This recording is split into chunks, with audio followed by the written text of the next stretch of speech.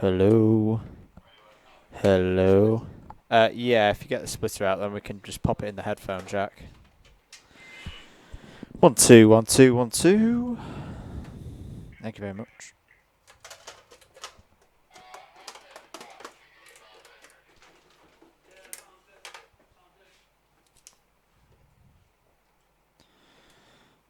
Oh, are you putting that on? Can I hear myself now? Yes, I can hear myself now. I'm just going to turn myself up a little bit. 1 2 1 2 1 2.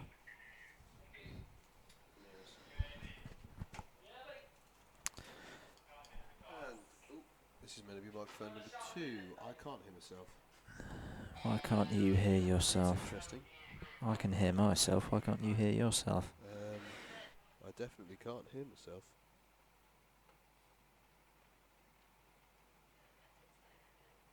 Testing. Oh, now I can. Yep, now I can hear myself. Your gain was massively down. Ah, okay then. It can still go quite a way up, to be honest. I can barely hear myself still. I'll talk to James and see how that is for a level and whether he wants more or less or the same. How's it for levels, James? Oh my goodness, something really exciting. Sorry, he wants us to shout. Something really exciting's happened there, Andrew. All of the field have crossed the line in reverse. I have never seen that. Apparently we're Loud lovely. shouting, Sebastian Vettel has got out and actually punched Lewis Hamilton in the face. He's finally done it like a man and punched him straight in the middle of the face, and the crowd's going wild. Meanwhile, Jolyon Palmer crosses the line to take the win, and I just won a lot of money, Andrew.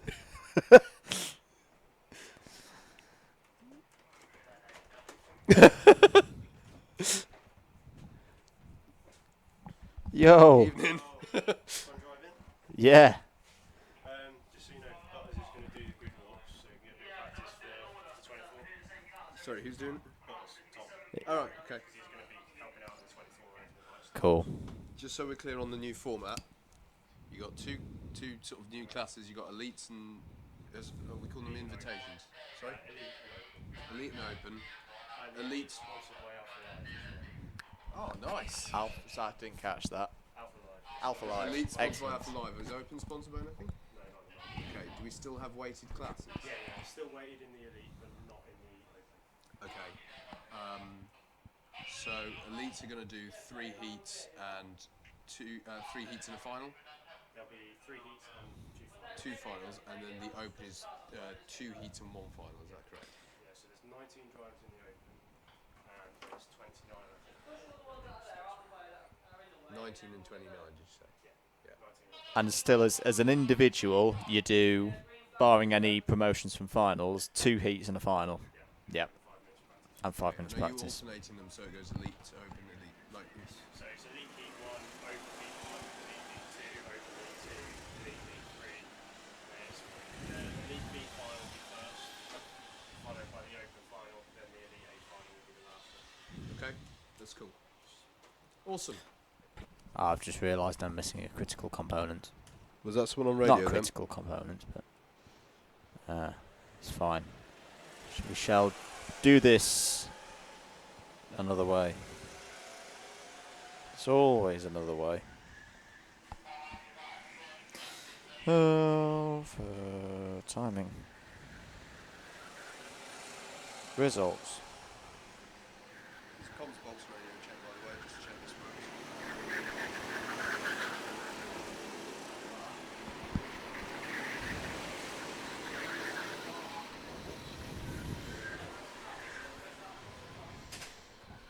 Yeah, I'm missing the laptop.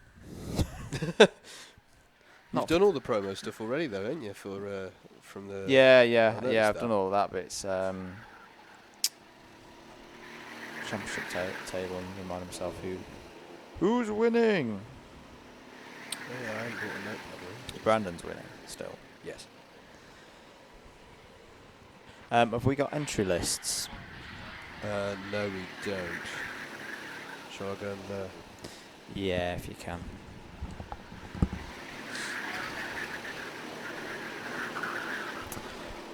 Testing 1 2 1 2. Oh, hang on.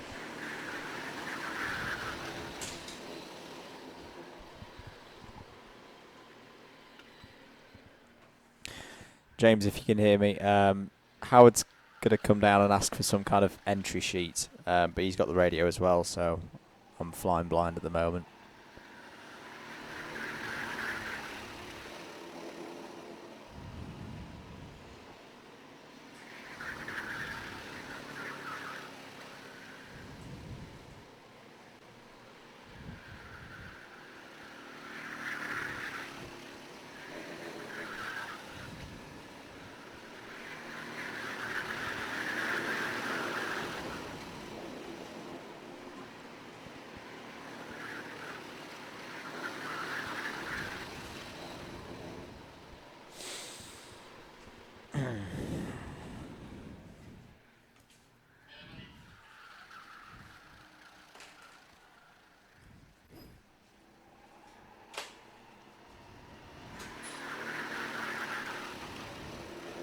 Okay. We'll blag it.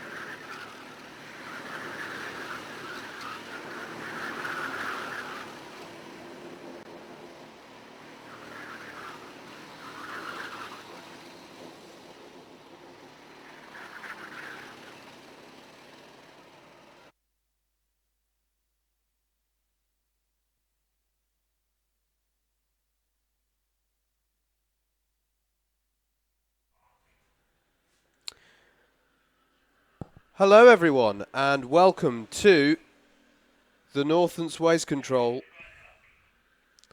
live stream.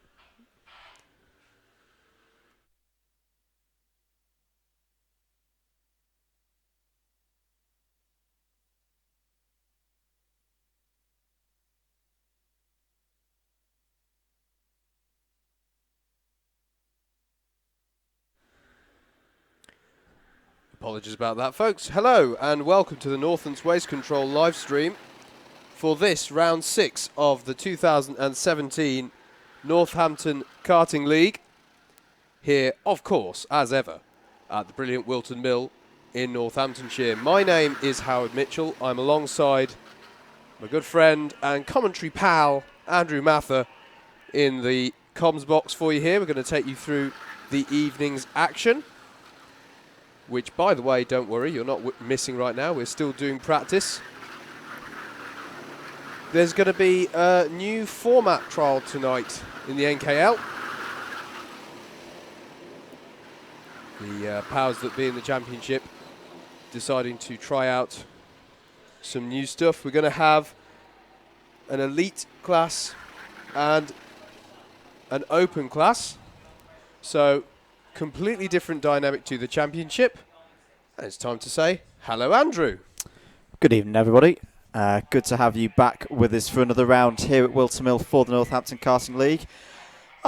It's been a long, long month. It feels like quite a long time since we've done one of these. But no, it's good to be back. Round 6, cracking through them now, and really getting to the nitty-gritty end of the season.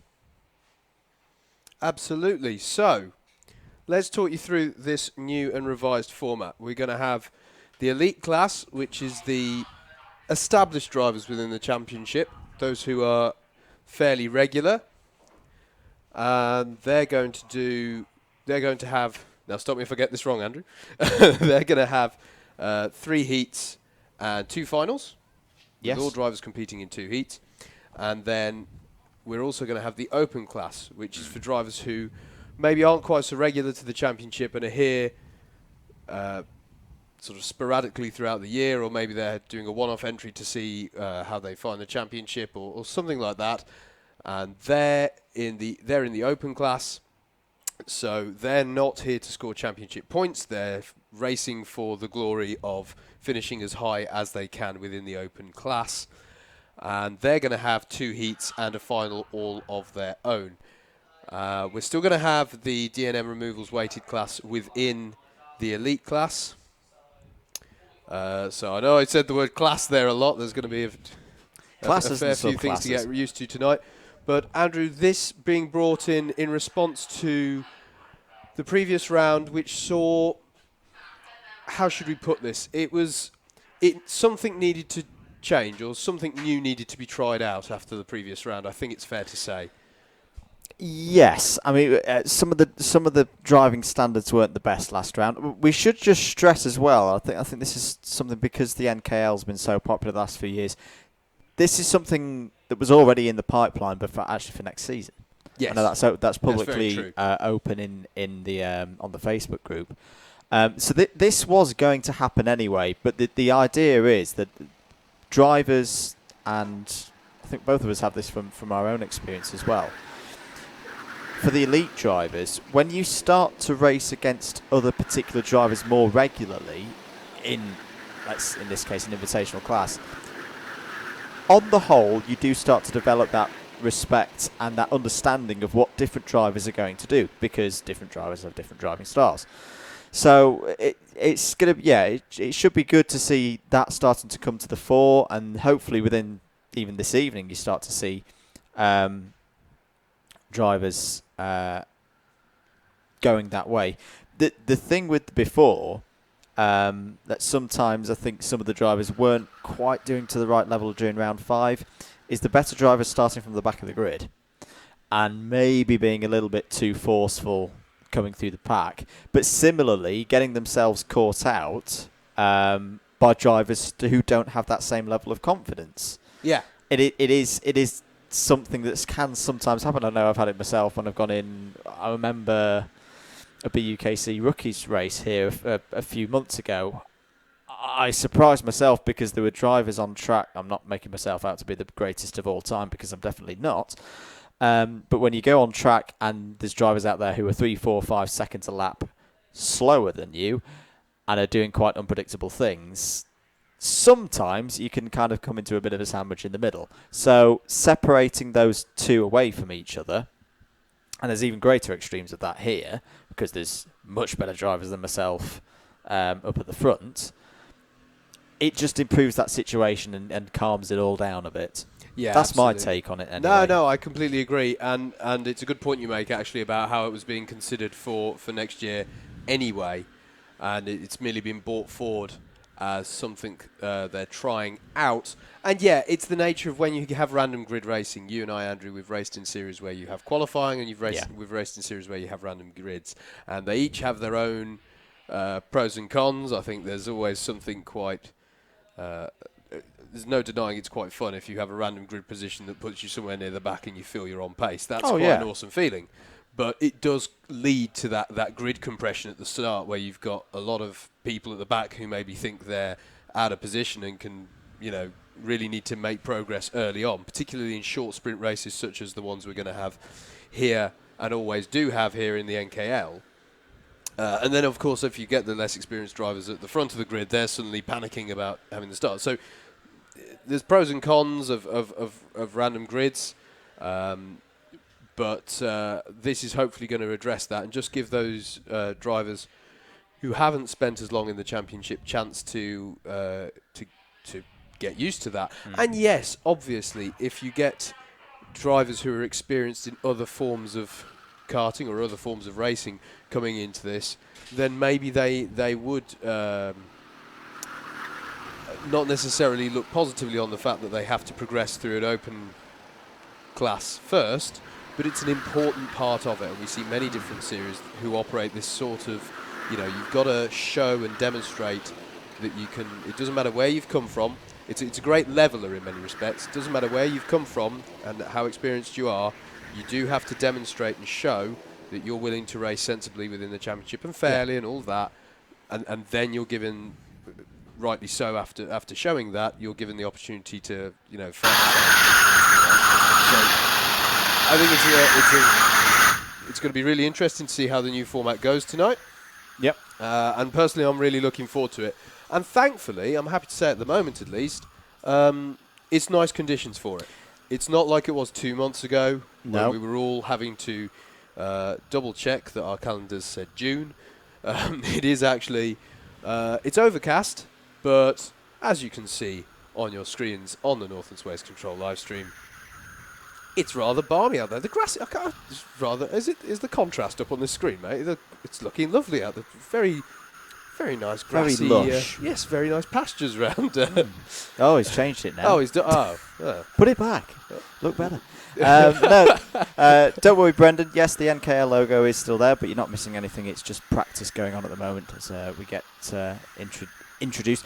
One thing we haven't mentioned is the current championship standings. Let's just run up those from top 10 after 5 rounds. 3 rounds to go. Matthew Clark currently in 10th position there in 411 points. 9th is Tom Kitchener on 428. 8th and 2nd in the D&M Removals weighted classes, Matt Spencer on 444 points. 7th is Chris King on 455. 6th place and currently leading what is a very, very close battle in the D&M Removals weighted classes, Connor Marsh on 456. 5th place is Dante Dillon on 473. 4th place Andy Spencer on 479. Actually tied for 3rd place, I should say, with Carl Spencer also on 479. Top 2, runaway top 2 so far this season. James Saunders currently in that 2nd place on 503, but as I say, your runaway leader so far, but still plenty of time for him to be caught up, is of course Brandon Williams leading the championship on 569 points.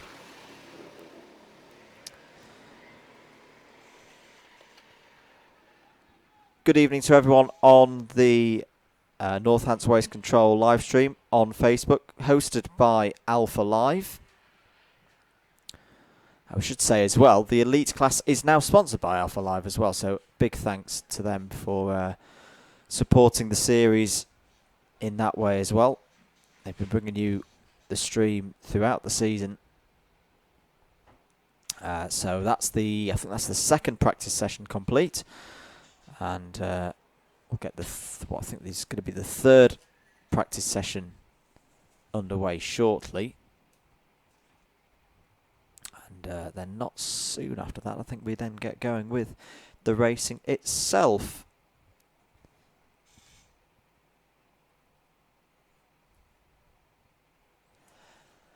Good evening to Matt Pearce. He's got in touch with us to say he's hoping to come and do the September round. Looking forward to it. Well, we're looking forward to having you down here, Matt. And Tom Orland's saying, Matt, can I come please? As well. Of course you can. The more the merrier. Howard's just stepped out the box for 1 second. Another thing that I wanted to say about the open class is how that kind of thing, an open class or one where the fast kids are out of the way, is good for new drivers. It's where a lot of people start. I know going into BUKC land, it's where most of the new drivers, and when I say new drivers, I'm not meaning new drivers to the championship, I am meaning new drivers who've probably never done outdoor karting or competitive motorsport before. It's a very, very good breeding ground for them. You get your confidence up, you learn your skills, you win a couple of races, then you go, hey, maybe I'll go on to the next stage and race against some faster people. So I think that's going to be the main benefit, I think, with the open class, in terms of it's going to give those guys the opportunity to develop their skills. I'd say at a faster rate than they maybe would if they were racing with the big boys. Evening to Natalie. She's saying good luck tonight to Paul Webster. Paul, one of our regulars. Good to hear that he's back again this evening at Whilton Mill. And so we're just waiting now for this third practice session to begin. Not quite sure what the hold-up is. And I'm suspecting, I'm not really recognising any of our helmets, race helmets out there, so I'm going to guess that this is our open class entry. You can always tell by the rented suits. So yeah, it'll be interesting to see who can be fastest in this one.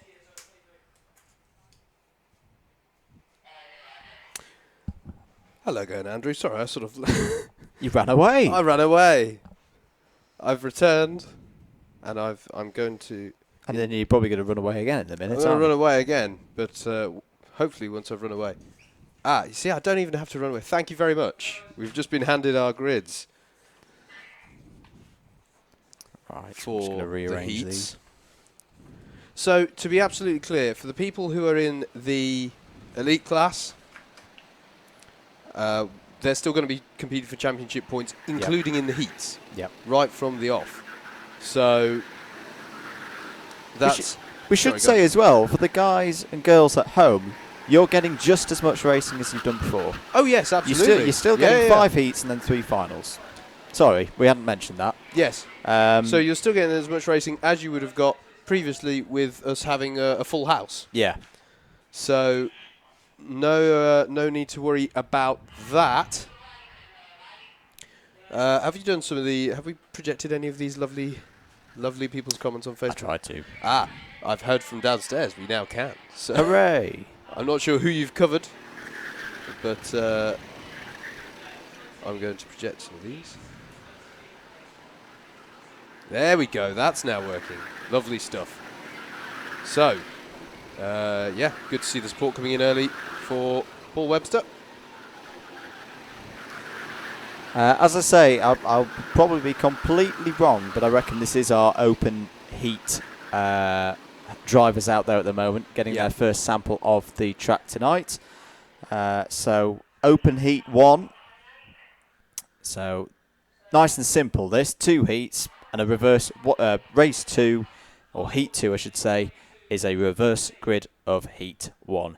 Heat 1 looks a little bit like this. Michael Stefanescu is on pole position. Andrew Strikes is P2. Michael Olive is P3. Richard Welch, P4. Stuart Hoyle and Rob Dumas on row 3. Roger Rosier and Norbert Polyak on row 4. Lucy Newman and Nigel Dunkley, row 5. Stephen Milne and Chester Steed. That's a good name, Chester Steed. On row 6. Peter Tidmarsh and Robert Harries on row 7. Renaud DeMarco and PJ Martin on row 8. Zoltan Tihani and Ollie Curzon, row 9. And Davo Cherry on row 10. Making up a 19 kart field. That's a name as well. I'm loving some great names in that. So yeah, there's some new faces in there. Yep. Good luck to all of them. New faces, new names, I should say. I could currently tell you that, thank you, Howard, he's got the timing up. Andrew Strikes, currently the fastest driver out on track with a 46.691. 2 minutes of this session to go, and then, unless I'm mistaken, we'll form up the grid for that first heat. Should also, let's run through the drivers. Now, I've been told it's the 20. Am I right in saying there's 29 drivers in the Invitational Elite class sponsored by Alpha Live? I do believe that's the case. Yes, 29 in this one and 19 in the other one, I believe. So let's. I'll run through the first 2. Excuse me. Apologies. It's happened again.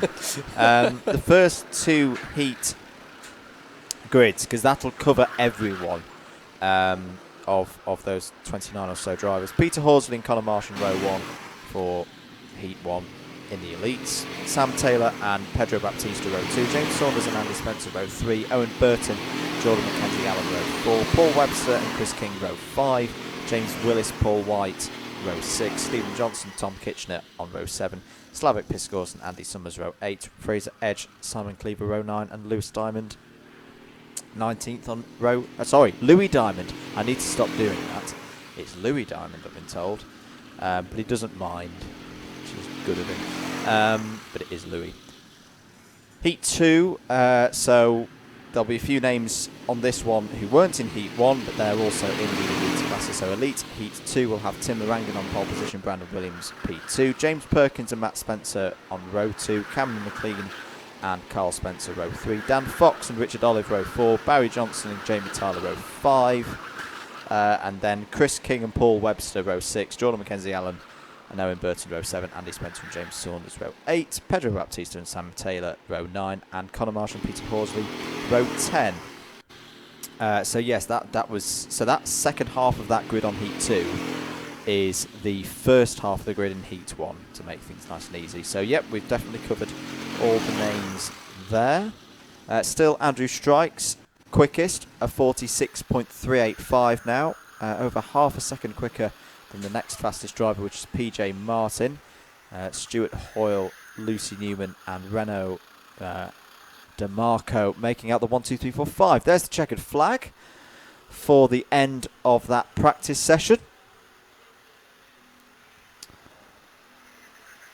Should say, whilst we've got the chance as well, we're going to give a shout out to another event that Alpha Live are covering this coming weekend. If you're enjoying this coverage, well, how about 24 hours of the stuff? Up at Teesside, the British Karting 24 Hours. Great annual event run up there by Teesside Karting. It's on again for another twice round the clock challenge. So remember to look out for that one on Alpha Live, on Alpha Live's Facebook page in the coming days, Saturday through to Sunday. And we'll be there as well for at least some of it.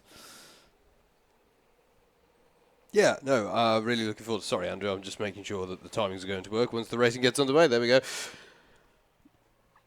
It's going to be a fantastic weekend, no doubt, at Teesside. I'm really looking forward to that, and we're really happy at Alpha Live that we're going to be able to bring you coverage of that. But first... I am mistaken, because there's some elite drivers walking out onto track. Be quiet, Andrew. Now, I've been so busy setting up, Andrew, I fear. Are we going into a final practice, or is it time to go racing yet? No idea. It's final Usually the people who are going into race 1 are in the last practice before they start racing. I'm going to conclude that we're going into a practice session. And if they stop on the grid, we'll assume otherwise. No, there's a race going on. Well, I can see some of our regulars stepping out. I can see Owen Burton there. And I think James Saunders is out there as well, with the distinctive helmet that you can see to the left of shot. I tell you, the other thing that's going to be nice, Andrew, is I think the open class is... We often talk about how we don't get to talk about every battle that's going on track, and that often means that sometimes we don't get to cover some of the less experienced drivers who are finding their way perhaps towards the back of the field. The middle of the field. In the middle of the field, you know, today the midfield, tomorrow the win, you know, that sort of thing. Now we're going to be able to give screen time and air time to those people, which is a fantastic thing to do, because I certainly know I'm vain enough to admit that whenever I've been in a championship that's been streamed, you want to get some air time. You want to be able to point yourself out to people when you get home. So I think it's really good that we're able to give airtime to that and screen time to that. So really looking forward to that aspect of it as well. I'm going to say that we are going into a race. I think we are going into a race because they're being called by cart numbers. So the Elite Heat 1, I believe this is. Yes, it is. I can see that on the screen. Peter Horsley on pole position. Connor Marsh on grid 2. Samuel Taylor and Pedro Baptista is going to be row 2. I can see Pedro in his white suit and blue helmet coming to the 4. Row 3 is James Saunders and Andy Spencer. Row 4, Owen Burton and Jordan Mackenzie Allen. Row 5, Paul Webster and Chris King. Row 6, James Willis, Paul White. Row 7, Stephen Johnson, Tom Kitchener. Row 8, Slavic Piscors and Andy Summers. Row 9, Fraser Edge and Simon Cleaver, and 19th is Louis Diamond. I think we're going to pass down to the grid, aren't We we? are indeed. We're going to hand over to Tom on the grid.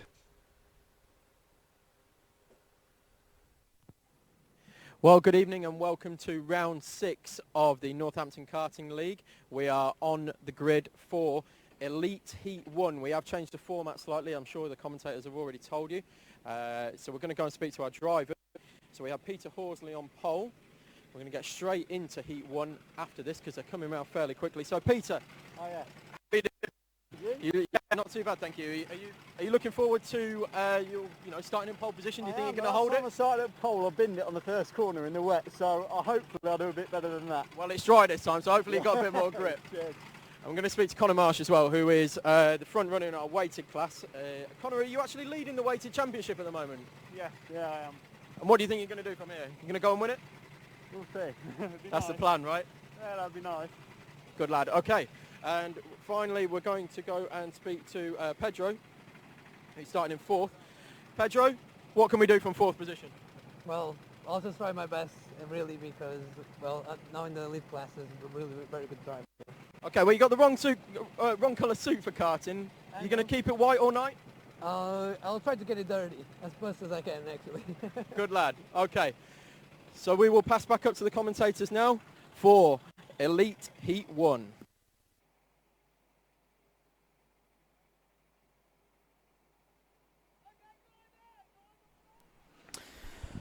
And away we go then for Heat 1. Good start from Connor Marsh. He's alongside, and no, he's not going to take the lead. I thought he was going to take the lead off Peter Horsley there, but Peter's nabbed it into turn 1 up the hill then to Christmas Corner for the start of round 6 of the NKL 2017. Are they all going to make it through Christmas Corner? It just looks like, yes, they are. They are all going to make it through.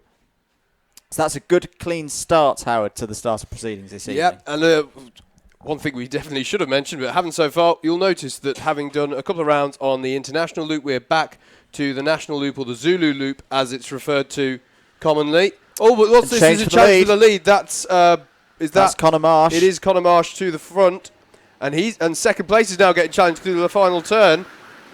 That's Andy Spencer, I think, who's just moved up into second. So as they cross the line the first time round, Connor Marsh leads ahead of Andy Spencer, Peter Horsley in 3rd, Samuel Taylor in 4th, 5th is James Saunders, Owen Burton 6th, 7th Pedro Baptista, Jordan Mackenzie Allen in 8th, 9th Chris King and Paul Webster rounds out your top 10. But as I say, there's an interesting challenge there going for 3rd place. Who was that going around the outside at Christmas Corner? I think that was Owen Burton or James Saunders as they come through. Oh, but there's a challenge here for the lead as well, Andrew, and that's Andy Spencer to the front through the Zulus, ahead of Connor Marsh now. Well, don't often see a move through the Zulus like that, but Spencer has now made that move. Peter Horsley really holding well in there in 3rd place at the moment, ahead of Owen Burton. Change for the lead again, Howard. Yes, side by side as they're heading towards the line. Who's going to break the timing beacon this time round? It's still Andy Spencer by a whisker in front, and he's just set the fastest lap of the race, a 47.001. But is he going to be in the lead by the time he gets to the top of the hill? I don't think there's going to be a challenge on this time for Marsh. Marsh has just had a curb warning, actually, the last time round. Perhaps goes without saying, being as he's in 2nd place behind Andy Spencer, but Marsh is currently highest placed in the D&M Removals weighted class. We'll see how that pans out. But he's right on the tail of the leader as they're heading into the boot. Is he going to have a look in here? No, he's holding station for now. Just waiting for any opportunity. Is he going to get better drive off this corner? He's looking at it. He's got his nose alongside, but it's not quite on there. Meanwhile, challenge here for 3rd place. James Saunders on Peter Horsley, and I think that paid off for him there. It did indeed. James Saunders up to 3rd place as they head on to lap 4. An even faster lap that time from Andy Spencer, 46.2. Good pace here at the front.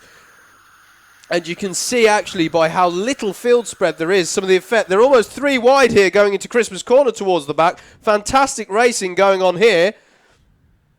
And this is kind of what we were hoping to see here, Andrew, with the slight change of class system going into this round. There's very little field spread here. It's all to play for pretty much everybody in the field. We're now looking at Owen Burton, currently in 6th place, leading Mackenzie Allen, Tom Kitchener, and Paul White through the boot section. As we get the order on the side of our screens. There we go. As there's a contact warning for Pedro Baptista. Once again, they head up the hill. Andy Spencer's just been able to pull out a slight gap now on Conor Marsh. He's just got a little bit of a breather. And in fact, third place James Saunders is as close to Conor Marsh as Conor Marsh is to Andy Spencer. Still the battle rages over about 6th or 7th place downwards as they go through Inkermans. So if maybe you've only been tuned into the last couple of rounds, now having gone through Inkermans, we weave our way through the Zulus there, a left-right-left complex onto the back straight here as some people are using a liberal amount of curb. Oh, little dart to the inside there. As, who's that we're looking at? I believe that's Paul White in 9th place with James Willis on his tail. It was Willis who was darting out there to have a look at the inside of the boot. So good fighting there in the lower part of the top 10. Meanwhile, we look to the front somewhat as well, because here is James Saunders on the tail of Conor Marsh for 2nd place. Conor Marsh taking a slightly defensive line into the Inkerman's hairpin. And through the Zulus they weave. Important to get good drive onto the back straight here off of Zulu 3. Otherwise, you'll leave yourself open to attack in the boot. And, oh, blimey, just Saunders is looking very racy here. Nothing was on that time round, but you get the sense that it's somewhat a case of only a matter of time before he tries something. 2 laps left of this heat then. Goes quickly, doesn't it? It's going to be like that all evening. Such is the nature of go-kart sprint racing. Good battles happening all the way through the field. Is there going to be a move on for Saunders this time? No. He's just keeping the pressure on. Inkermans. Marsh goes somewhat defensive there. As we've already said, difficult to overtake in the Zulus. You just got in the back of shot there a flash of a 3-kart wide battle going. That's still the battle over the lower part of the top 10, or the higher numbered part of the top 10 and the lower teens there. Now Saunders takes a different line off there. He's got good drive off the boot there, and he's going to try it up the inside of the last corner, and he's made it stick. He's going to have to go somewhat defensive on the start of this lap, but he's made it work for him. Saunders up into 2nd place, and we're on the final lap. He's done it when it counts. Oh, incident there at the final corner. Louis Diamond involved. Yeah. Louis Diamond and Paul White, and in a field this strong, Andrew, that is going to cost them. They've dropped straight to the back of the field. We're now looking at the head of the field. This is Andy Spencer, who, by the way, we should mention is 2 times champion in the NKL. He is indeed, and he's showing that class here as he comes round to the final corner to take a relatively easy victory for him across the finish line. And heat 1 of round 6 of the NKL 2017 goes to Andy Spencer. But across the line, Howard, was there a change? Or did no, it that's our Saunders timing screen not updating. So I don't think Saunders there was a keeps change. 2nd. Conor Marsh 3rd. Owen Burton, really good drive there from Owen in 4th place. Really good drive as well from Peter Horsley, 5th place for him. Samuel Taylor 6th. Tom Kitchener 7th. Jordan Mackenzie Allen 8th. Chris King 9th, and James Willis your top 10. Good race. That was a good race. I think that, I know it's early to be talking about this, but really it was really interesting to see how the field stayed. I mean, obviously you get some field spread through the various battles going on, but interesting to see quite how close the field was there, and I think that's going to become part and parcel of this invitation class sponsored by Alpha Live.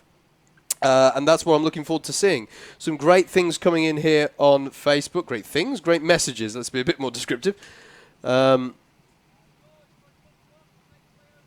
Really nice to see more support, I presume, coming in for Paul Webster there.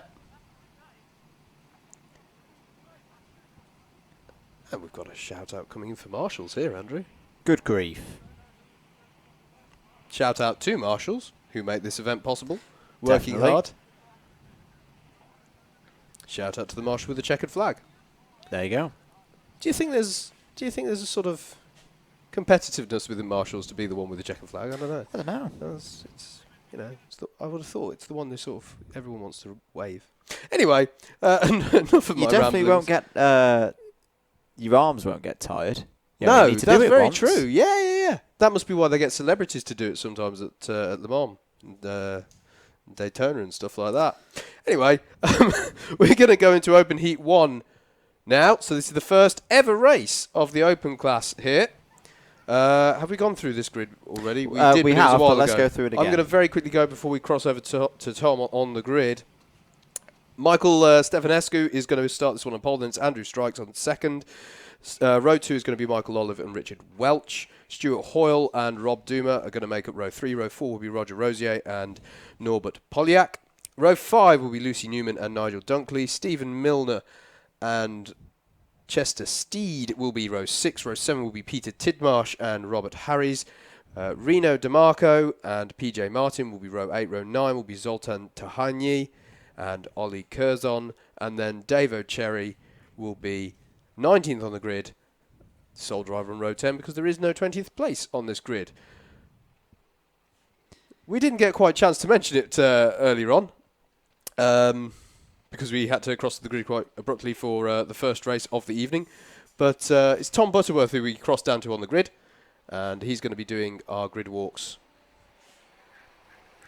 Timely. I like that, Andrew. Thank you. Who is the Ted Kravitz impersonator? It's Tom Butterworth. And let's hand down to him now for this grid. Well, welcome back to the grid for the Open Heat 1. This is a new class for this particular round of the NKL. We've had the Elites already. This is the Open, guys. These are the ones who haven't actually done every round of the championship, so they've not been invited to the Elite class. However, there will be some very, very good skills on show in this class, I'm very sure of it. So, in pole position, we have Michael Stefanescu. Michael, is this your first time here? Yes, first time. It is. Yes, And now, it is. what sort of experience have you got in racing? I've been doing karting for a while, Okay. but not for any sport or for any competition, just for fun, Okay. in different locations. So now it's time to step So- it up again. Yeah. Yeah? Okay, Yeah, well, it was good a luck. long time ago, but Hope all goes well for you. Yeah. Good luck. We have Andrew Strikes in second position. He's clearly got all the gear. Nice karting magazine visor as well. How are we doing, Andrew? Yeah, good. Looking forward to this one. Perfect place to start. Absolutely right. You're going to hold it round the outside. Try to, yeah. Yeah. White line it up to Christmas. Absolutely. That's the plan. Good lad. Okay. In third place we have Michael Olive. How are we doing, Michael? yeah, not too bad. Enjoying it again. Yeah, good. Yeah, Looking yeah. forward to it. Good practice session. Yeah, hopefully Okay. so. Yeah, try and get in the middle in the race. So, yeah, fingers crossed. Excellent. Yeah. Nice gloves. Yeah, thanks. They, worth 2/10. Yeah, Yeah. yeah, hopefully. Good lad. Okay. I think we're all about in position now, so we're going to head off for the Open Heat 1. Thank you, down on the grid. We're under starters' orders then, looking to the lights, and we're already underway. It's a bad start from pole position, though. Stefanescu gets off to a bad start, and it's Andrew Strikes who moves straight into the lead of this race as they head round Oblivion and the Hook for the first time and up towards Christmas Corner. There's already a challenge going on for third place. I think that might be Richard Welch, but we'll confirm as they come around, as they go through Christmas for the first time. The usual jostling for position happens on, but they're all through cleanly, which is good to see, and into the Inkerman's hairpin.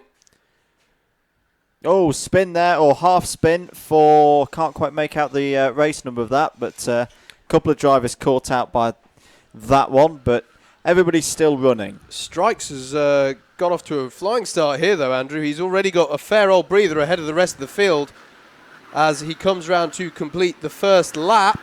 And he was very quick in the open practice session early this evening, a good half second clear of everybody else. And look at that, 1.1 seconds clear already. Well, we've had some comments already that Andy Strike should run away with this. Challenge. Well, he started well. Sorry, Andrew. Challenge for second here. This is Rob Duma on Michael Olive. So it was Duma we saw who was challenging for third place up the hill on lap 1. And now he's challenging for second place. It's Stuart Hoyle in fourth place. The driver we saw having the spin, I think, was Davo Cherry on the first lap. But what is Duma going to try here? And he's got to be careful here because he's got Stuart Hoyle right on his tail. Duma's got good drive there. He's going to be up the inside through the Good last move. corner. Nice move there. Really good stuff from Rob Duma, and he's up to second place. But Andrew Strikes 2.5 second 2.5 lead. seconds up the road. That's going to take some closing of the gap. As everyone filters through. Again, not too much field spread in the first couple of laps here. So Hoyle it was in 4th. 5th at the moment is Richard Welch with Roger Rosier in 6th. Nigel Dunkley and Norbert Polyak having a battle over 7th place. Lucy Newman in 9th place, and Robert Harries currently rounds out your top 10. 3 wide into the Zulus. That always gets a little bit interesting, but all drivers make it through. I'm just trying to work out who that is. It's That number is 9. Lucy Newman in the number 9, ahead of Robert Harries and PJ Martin. So this is the battle over 9th place.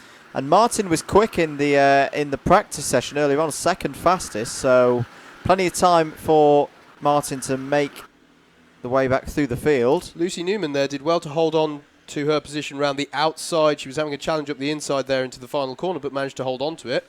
Don't always see drivers who are on the outside benefiting through the final corner, so good job there. This is Rob Dumas defending at the front from Stuart Hoyle, who's now moved up to 3rd. Michael Olive has dropped to 4th, and indeed you can see they've pulled out a gap on Michael Olive. So Andrew Strikes is up the road and currently has the fastest lap. Oh, is that going to get... Sorry, I just see a good switch back there, or a good attempt at a switch back there from Hoyle, but it didn't pay off that time. He remains in 3rd place. So you can see there on your screens the gap. You can see the leader ahead, and then you've got this battle for 2nd place, which is pulled away from Michael Olive in 4th. And sorry, Andrew, I'm hoarding the timings here. I'm cheating, ladies and gentlemen, compared to my colleague. I'm just making it up as I go along like usual. Roger Rosier has just overtaken Richard Welch for 5th place. Oh, good move here for 2nd place. Bold dive up the inside at Inkerman's there by Stuart Hoyle. That was nice, and that paid off very well for him there. But Dumas has good drive off the corner. He's not going to take that one lying down. He's going to try and come back at him through the boot section. I always love this section of the track, Andrew, stringing together these corners. When you get it right, it's really nice. And when you get it right in a way that allows you to have an overtake on someone through there as well, it feels fantastic. But this battling over 2nd place is allowing Andrew Strikes to get up the road. He's now 4.3 seconds to the good at the lead of this race. Couple of curb warnings coming in. One is for the driver you can see on your screen at the moment, Rob Dumas. The other was the number 11 of Stephen Milne. But it Strikes now 4.3 seconds up the inside. It's the mistake there from Hoyle, and Dumas is through again into 2nd place. So it's now Strikes from Dumas, Hoyle in 3rd, Michael Olive 4th, Roger Rosier in 5th, Richard Welch your top 6.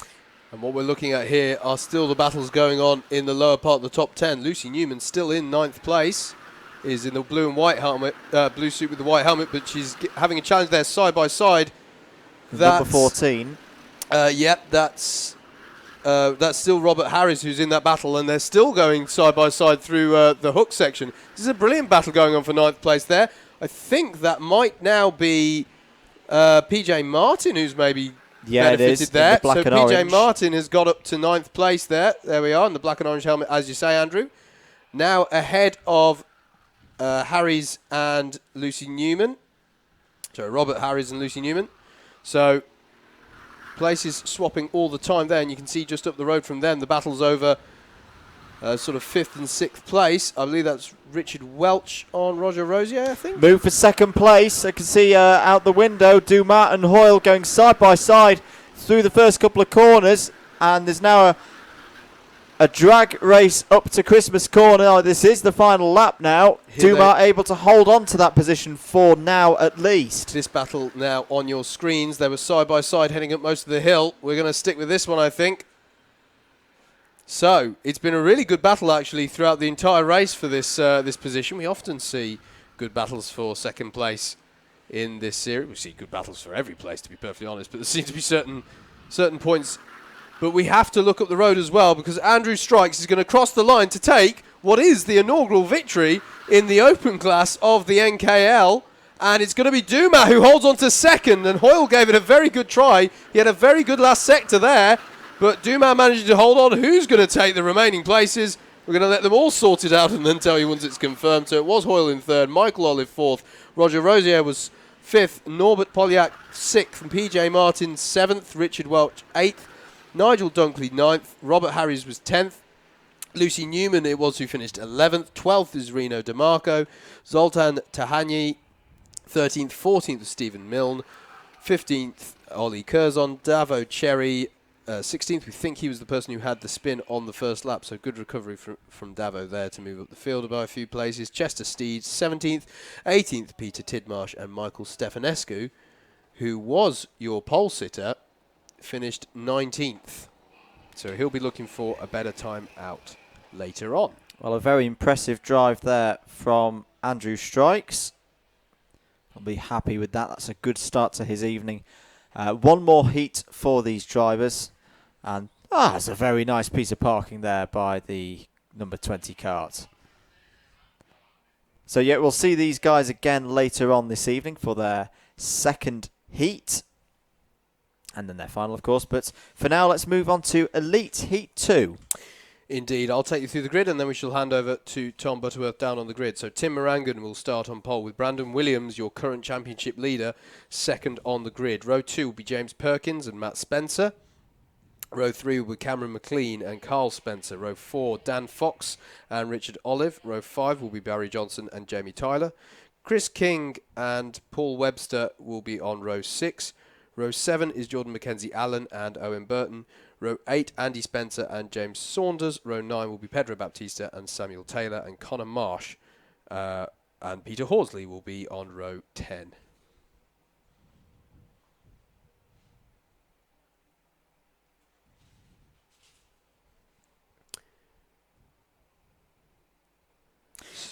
Sorry, Andrew, go for it. Now just noticing some really good drives there. Robert Harry's P14 to P10 there. That was a decent drive in that first heat of the evening by him. So a lot of drivers in that one converting good grid positions into strong points. So Strikes from P2 got P1. Richard Olive third to fourth. Richard Welch P8 from P4 on the grid. And in fact, yeah, there's only 2 drivers who fell out of the top 10 from the top 10 on the grid. It's good to see. Absolutely, good stuff. And good that we were able to, as I say, good that we were able to showcase maybe some of the less experienced drivers in the field. I think we're ready to hand over to the grid with Tom Butterworth.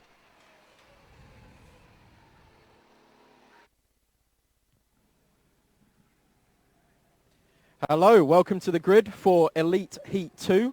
Coming to the grid on pole position, Tim Morangan. The absolute legend of Northampton Karting League, the only person to flip a kart so far, or cause a flip, shall we say. He's a stalwart, he's been here for years, he's starting on pole position. Tim, what are you going to do? You have quite the grid behind you. I think I'm going to fill my shorts is probably the answer. Of all the people I wanted to start next to, Brandon Williams wouldn't be it.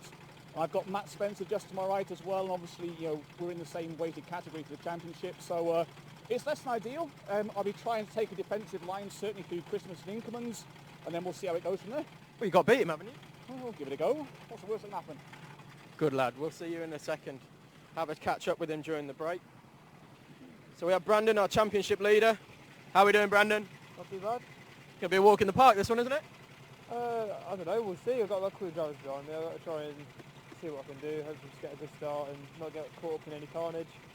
And just try and get a decent finish. That's the idea, avoid the carnage. I'm just going to nip straight over to speak to Matt Spencer, who is, I believe, our weighted class, D&M weighted removals class leader at the moment. How are we doing, Matt? You going to have Tim straight away? Well, we can hope so. I'm going to try and just stick on the back of Brandon and see what I can do. Sounds like a good plan. Hopefully he can drag me along with him. Good stuff. All right, well, enjoy the race. We'll catch you at the end.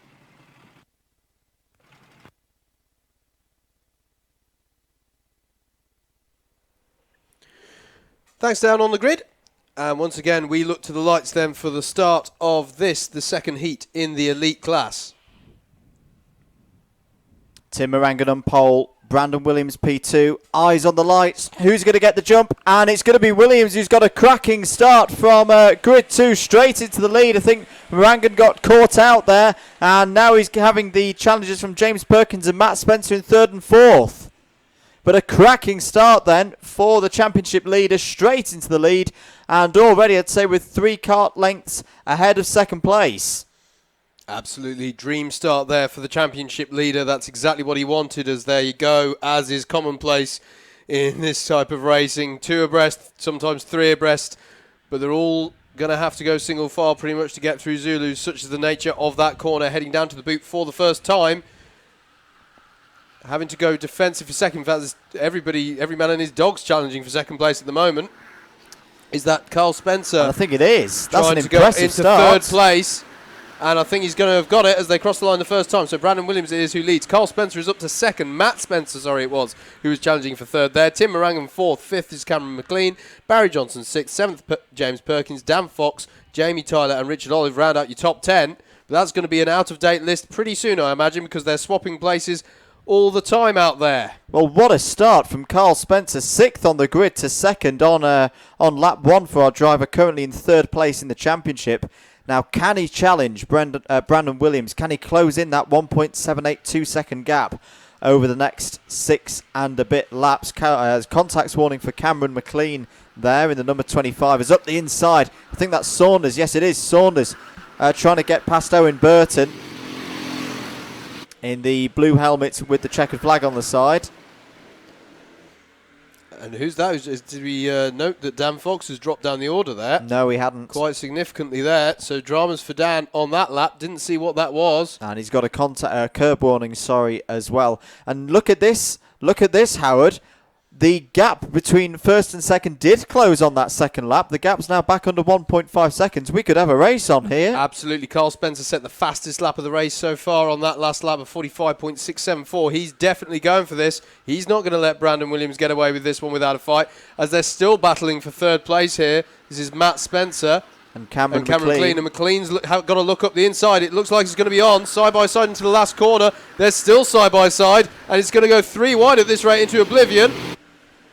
It was Matt Spencer across the line in third that time, but I don't think it's... Oh, no, he still managed to hold on to it. Really good driving by all drivers concerned there. Good racing room given. And now McLean is under the threat from Jamie Tyler. Yep. Fantastic racing there, as I think that was Pedro Baptista going quite wide through Christmas as they all battled further back. But it's still, as you were, amazing considering how much side-by-side action there's been in the last half a lap as they come onto the back straight. Meanwhile, I can see visibly... McLean's run wide. He ran very, very wide out of Zulu 3. And he's lost the position there to Jamie Tyler in the black suit and the white helmet. Gap's gone down again between the leaders. Another fastest lap of the race from Carl Spencer, Andrew. He's going for this one. And through into third. That's a fantastic move by Jamie Tyler. Up the inside, through oblivion, and takes third place off Matt Spencer. It's not very often you hear that sentence said. Up the inside into oblivion. As who's that? That was James Saunders on Tim Morangan. And Saunders has made it through. Can see him there in the black suit at the front of this train. And James Perkins will now be challenging Tim Morangan. Saunders got to be careful though. That's a curb warning that he's just picked up there in the 26 karts. Don't want too many of those. So over halfway in this second heat for our elite drivers here at Whilton Mill this evening. The lead gap, Andrew, is down to less than 4 tenths here. Carl Spencer is absolutely rocketing out there. We've got to keep an eye. That's Here less they than are. 4 tenths. Here they are on your screen, and he's already got a good line there through the corner. He's got good drive off there. Brandon Williams is going defensive into Inkermans. They're not concerned anymore with pulling out a gap here. They are fighting tooth and nail at the front now. Carl Spencer looking very racy. He's got the pace. We've seen that, by the way. He's been able to close up onto the back of Williams. Meanwhile, whilst these two are battling, Pedro Baptista's had a spin at the back of the field, but is now running again. 2 laps to go then in Heat 2 for the elite class, round 6 of the Northampton Karting League for 2017. Brandon Williams, your championship leader and race leader, is being challenged here, going defensive and trying to stop Carl Spencer getting through. No, Spencer can't do it on the brakes. Jamie Tyler, you can see there in third place. He's had a really strong race, up from 10th on the grid. Yeah, and he's got a bit of a breather there, a bit of breathing space for third place now. I stress a bit, because if he makes any mistake, Cameron McLean is there to pick up the spoils. But all eyes now on the front. And to be honest with you, Andrew, there haven't been all that many times when we've seen Brandon Williams challenged like this. Sorry, it's not on the Yes, screen. The battle involving Tim Morangan and Chris King for about 10th place is absolutely fantastic. But let's keep on with this lead battle. On to the final lap of the race then. Williams still leading, and we've seen him soak up so much of this pressure this season. That's why he's leading this championship. Can he do it here? Can he keep ahead of Spencer for one more lap? Spencer's looking to get side by side into Inkerman's. Williams goes defensive again. Really solid stuff this from these two drivers. Brilliantly clean racing. You can see the better drive that Spencer's getting off the corners as he takes the sort of cutback line late at apex because Brandon Williams has been going defensive. But it looks here like it might pay off for Brandon, Andrew. And Brandon's just got to stay defensive for one more corner. He is going to get this victory. And what a victory. That's been one of the most impressive this year for Brandon Williams by .061 on the line ahead of Carl Spencer. And look at this. Look at this. Is all over about 10th through to 16th place. This is going to be another one of those where we're just going to have to let it sort itself out on the timing. But wow, what a bit of drive Carl Spencer had off the corner. If the start-finish line was, well, 10 metres, 15 metres further down the track, I think he would have got that, but Brandon Williams won't care about that. He takes Heat 2 by just over half a tenth of a second ahead of Carl Spencer. Jamie Tyler had a fantastic race there. A really good piece of overtaking and attacking driving. Didn't cause any contacts as far as I could see through that one. He takes third. Really good drive from Cameron McLean in the weighted class, D&M Removals weighted class in 4th. 5th place for James Saunders. 6th place for Matt Spencer. 7th place Owen Burton. 8th place Andy Spencer. 9th place James Perkins. And 10th was Connor Marsh. Facebook, understandably, displaying a bit of support there for Carl. That was a very impressive drive from him. I've only just noticed that's your comment, mate. I hadn't noticed you'd commented there. Shout out to Willie Jew, who gave us a little message there on the chat. I'm still broken after yesterday. Yes, and I only that's did true. half an Actually, hour.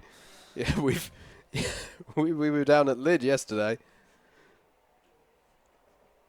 So we're now going to go into the second heat of the open class, which I've hidden from you. There it is. You've hidden. Thank you very much. So let's take you through the grid for that. And in many it's quite easy when there's just the two heats in the open class, because basically it is a reverse grid race. It is the reverse of the grid we saw in Heat 1. So it would be Davo Cherry on pole, Ollie Kurz on second, third will be Zoltan Tahanyi, PJ Martin will be fourth, fifth will be Reno DeMarco, Robert Harris sixth, seventh will be Peter Tidmarsh, Chester Steed eighth, ninth will be Stephen Milne, Nigel Dunkley 10th, Lucy Newman will start 11th. Norbert Polyak will be 12th. 13th, Roger Rosier. Rob Duma will start 14th. 15th will be Stuart Hoyle. 16th, Richard Welch. 17th will be Michael Olive. Andrew Strikes will start 18th. He was our winner in the first heat. And Michael Stefanescu will be looking to have a slightly better race than his previous heat, starting from the back of the grid. Can only go forward. So if you weren't following it from the start of this evening, just to talk you through quickly, we've had a slight change of format. Well, we've had a change of format for this round of the championship. We have an open class and we have an elite invitation class. So the first one of those is what we're about to see. This is the open class. This is for drivers who are maybe here as a one-off appearance in the championship, or are here for the first time, trying it out, seeing if they like it. Either way, the slightly less experienced drivers in the field, so they're fighting for the glory of the victory, whereas the championship points are being fought for in the elite invitation class, and that's for the drivers who are slightly more experienced. So they're starting to form up the grid for this race. I believe we're ready to hand over to the grid.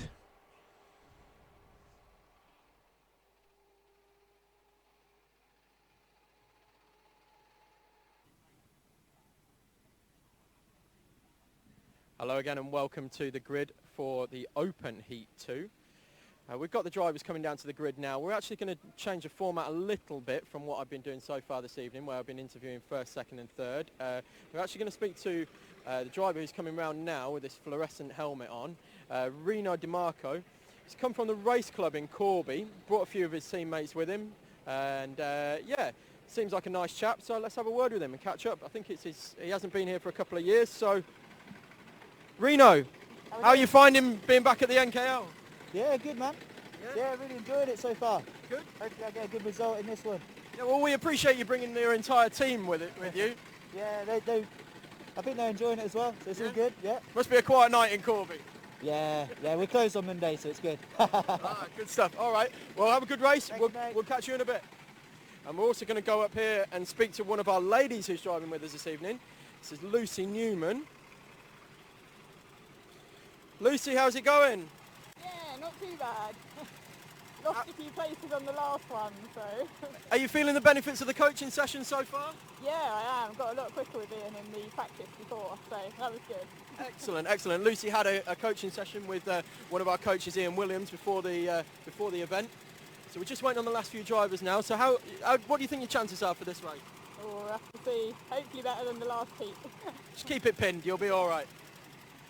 Excellent, excellent. So we are just about ready, I think, to go for the Open Heat 2. So let's hope for a good race. Thanks down on the grid, and we're already away for 8 more laps of close fought racing. It was a good start from the front of the grid.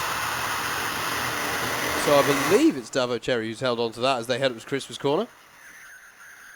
Or is it PJ Martin actually who's got to the front? I think I saw double figures on the front of that car. We'll confirm as they come round, as there's a spin from second place up at Inkerman's. He saved it. It's a good save, yeah. So it's PJ Martin in second place, sorry, not up in first. First place is Ollie Curzon, who's come out tops there as they go around the boot for the first time. 3 wide into there, further back in the field. And they're still 3 wide. Still coming 3 around the wide. toe. Fantastic stuff here. 3 wide, trying to go 4 wide as they come into the final corner. So it's Ollie Curzon who crosses the line first. And it was indeed PJ Martin who we saw in second place there. Davo Cherry is in third. Reno DeMarco finishing the first lap in fourth, and Robert Harris rounds up the top 5. Once again, it was going to be out of date any moment now as they're all battling away out there. And I can see Reno DeMarco has already got up to third place on this lap. So he's now on the tail of PJ Martin, but we're looking further back here at the sort of latter part of the top 10. This is kind of around, Dumas was 14th last time around. I wonder if he's going to be that again. Always a spin there for Lucy Newman in the blue suit and the white helmet. It's unfortunate for her. There's a challenge going on for second place as they go up towards Christmas corner here, Andrew, because Reno DeMarco's got up the inside of PJ Martin. He's going to be up the inside in the bright yellow helmet. Thank you, Reno. That makes our job very easy. So DeMarco up to second place there, and he's been able to hold on to it through Inkerman, so the job is pretty much done. PJ Martin in third. You can see the top 3 have pulled out a bit of a gap here over fourth place downwards. Fourth place at the moment is Robert Harris, as PJ Martin still looking to see if there's an opportunity to get back past DeMarco, but DeMarco now looks to have his eyes set. There's a bit wide there for Nigel Dunkley in the number 10, and a bit wide again. So he's doing a liberal use of the space available to him out there at the moment. He's going for the Rallycross award. He is. We can keep an eye on the lead here, though, because Ollie Curzon is having to go defensive against Reno DeMarco. DeMarco said, that's a very interesting form of defense. That's not going to work. And DeMarco straight up into the lead. Not quite sure what Curzon was trying there, but that was never going to work. That was going too defensive, and it's dropped him down 2 places because PJ Martin, as we just saw, has now got up to second place. And now Curzon is under pressure from Robert Harris. And he's round. Spun. He's round, he's spun, and everyone's going to have to be careful. And there's dearie me. There's another spinner there. Fortunately, no contact, though. It was a spin whilst avoiding Curzon. So that was 0-0 stuff there for our race leader. In 1 lap, he's going to have dropped pretty much to the back of the field. not how he wanted it to go, but it's Rino DeMarco now in the lead, and now with a slight gap over PJ Martin. Robert Harris up to third. Andrew Strikes, who started last but one on the grid in 18th place, now to 4th place. As who's that side by side? That was Duma and I think Polyak. Yeah, through Christmas Corner. Here they are. They're currently battling over 8th place. Indeed, yeah. You see there, it's that Stephen Milne who's actually benefiting from this. Oh, and He's got spin his pull there. I think is that Curzon? Oh, and there's a bit of contact there. I think that was Curzon again. The same not corner as the previous lap. We'll have to see as Curzon it was comes maybe through. slightly further down than that, but I think he No, might have been Curzon's right. falling Yeah, through the no. order. So that was Curzon. So he's clearly not taken to that first part of the boot very well. He's having to get used to that. Not nice to see, it has to be said, that kind of contact, but both drivers seem to be okay and have continued, so I suppose we'll call no harm, no foul on that. It is difficult, of course. It's a very quick apex on that corner. And if you clip a good amount of that curb, you can get... Oh, there's a black flag. There's a black flag for Rob Dumas. Right, so... I didn't quite see what it's for, but Dumas will have to come into the pits straight away when he sees that black flag. Indeed, don't be concerned, you've just seen him pass pit entry. He hasn't yet come around to see the penalty on the board. He does now, though. And he's not happy about it. Well, to be fair, I'm not sure I've ever seen a driver who is. But what's important is that he argues his case having served it rather than do anything different. Well, So- DeMarco, what a drive this has been. Is this a challenge? This I think is this is a challenge Strikes. for third place. Yeah, This is Strikes coming through. Brilliant drive so from Andrew Strikes. He's navigated his way through the field brilliantly. There's our race leader, Rino DeMarco. 2 seconds clear now of PJ Martin. Now my favourite helmet in the field, Andrew, because I can spot him anywhere. It's brilliant. Strikes now all over the back of Harris, who in turn is all over the back of PJ Martin for second place, as we're going on to the final lap here. So once again on the final lap, we're asking the question, who's going to finish second? Martin goes defensive, and well, he might. Round the outside goes Harris. Is that going to pay off? They're still side by side, but Martin's going to have the inside line. It's going to give Strike the opportunity. Strike tries to take both of them, but he can't quite do it. But he has got third place off of Robert Harris, and Harris is now going to be under pressure from Tehani, I believe that is, behind him. You can see the look over the shoulder there by PJ Martin. I think he's going to... Oh, it's going to be good drive off the corner there for Strikes. We have to look slightly further ahead, though, because Rino DeMarco is going to take the win. Brilliant drive from him. And it's going to be PJ Martin who just holds on to second place ahead of Andrew Strikes. Really good battle there in the latter part of the race for second place. Fantastic stuff. So PJ Martin second, Andrew Strikes third. Fourth was Robert Harris. Zoltan Tehani is fifth. Nigel Dunkley finished 6th, 7th Stuart Hoyles, 8th Stephen Milne, Michael Olive 9th, 10th Roger Rosier, Richard Welch finished 11th, 12th was Chester Steed, Peter Tidmarsh 13th, Ollie Curzon, former race leader, but he had a bit of a dramatic second half to the race, it's fair to say, finished 14th, 15th was Lucy Newman, doing a decent job of recovering a few positions after that spin early on. Davo Cherry finished 16th, Norbert Polyak finished 17th, 18th was Michael Stefanescu, and Rob Dumas, who pulled into the pits to serve his black flag, finished last. Good race, that. Yeah, I enjoyed that. There was some good battling up at the front. There was a bit of drama.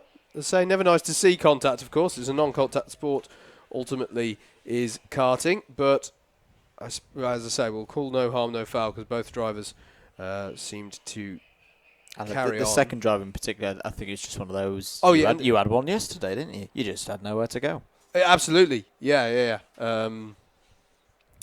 Yes, indeed. Yes, I did have an incident yesterday where I had nowhere to go. Fortunately, everyone was all right in the end, and we saw that indeed again then. So we're going to switch round now to the final of our elite heats, the final heat overall, in fact. So the elite heat 3, Louis Diamond is going to start first, ahead of Simon Cleaver in second. Third place will be Fraser Edge. Andy Summers will start 4th, so it's an all D&M Removals weighted class 2nd row. And indeed, Slavik Piskors, who starts 5th, is also in that class. Tom Kitchener starts 6th, Stephen Johnson 7th, Paul White 8th. 9th will be James Willis, 10th will be Jamie Tyler, 11th will be Barry Johnson, Richard Olive will start 12th, 13th will be Dan Fox, Carl Spencer will start 14th, 15th will be Cameron McLean, Matt Spencer will start 16th, James Perkins 17th, Brandon Williams starts 18th. That's going to be an interesting one to watch. And 19th will be Tim Morangan. So this is going to be the final heat of the night because it's 3 heats in the elite class and 2 heats in the open class. And then we will be going into our finals. We're going to have 2 finals in the elite class and 1 final in the open class. So the order will be after this, the B final for the elite class, then the open class final, and then the A final. And I believe we are now ready to pass down to the grid, are we? I'm just seeing Tom's getting into position.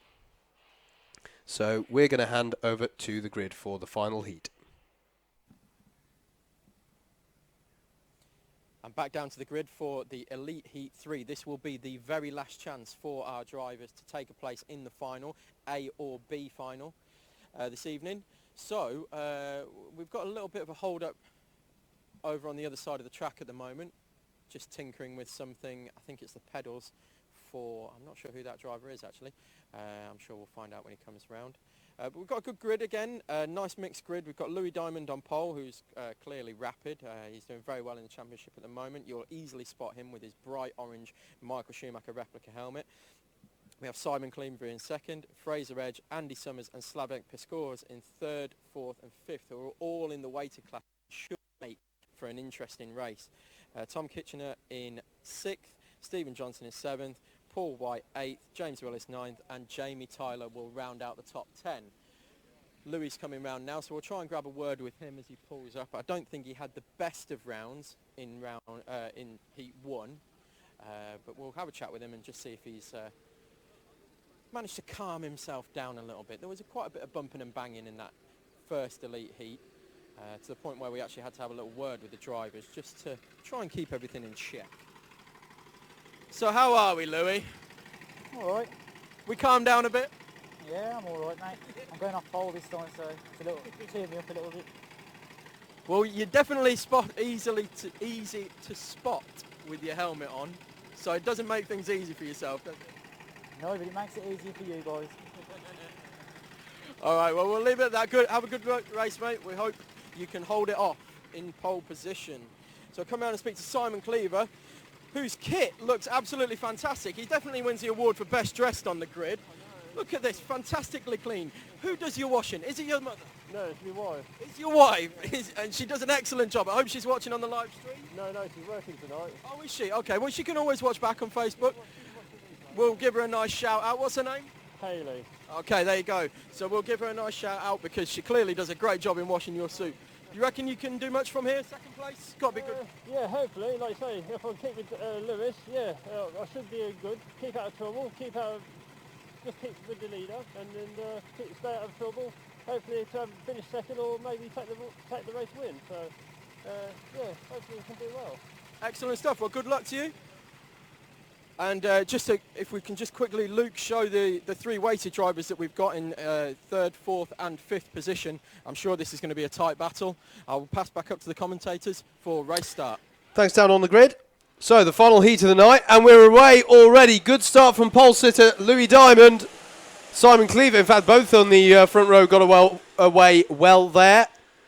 Louis Diamond, you won't be able to miss him in this race. He's the one with the bright red Dayglow red helmet, and he leads the field through Christmas for the first time, as once again the status quo further back.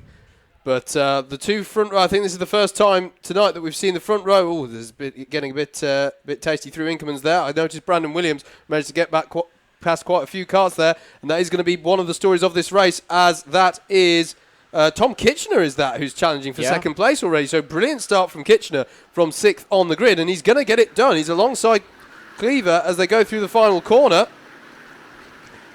Has had it's been an indifferent season for Kitchener, but when it's been good, it's been very, very good. Slavik Piskors, you can see there, battling. He's got the yellow helmet. Curb warning for the number 7, Stephen Johnson. So Louis... Sorry, Andrew. Currently down in 14th place. Yep. So, as Piskors has to go very defensive into Inkermans. Look at Brandon Williams, already up. Last time he crossed the line, Andrew, he got from 18th to 10th on the first lap of the race. He brilliantly dealt with the traffic and the various dramas that you get on the first lap, and that was a good move as well in the early part of the boot, although he's had to go wide on exit, so he's going to drop back there again. I'll call the order as they come across the line this time. Louis Diamond still leads. Tom Kitchener second, Simon Cleaver third, fourth is Fraser Edge. Slavik Piskors was just ahead of Jamie Tyler as they crossed the line. Paul White seventh, Carl Spencer eighth, Andy Summers ninth, and Brandon Williams into the top 10 now on lap 2. You can see once again the field spread is fairly small. There's someone, who's that going quite lively into Christmas Corner? It might have been Dan Fox. Yeah. The interesting thing with this, though, Howard, at this stage, I mean, we've seen Williams come from the back of the field. He's got to 10th, but he didn't move any further forward on lap 2. It's harder for them now in this situation because they're all good drivers, as he's looking up the inside there for 9th place.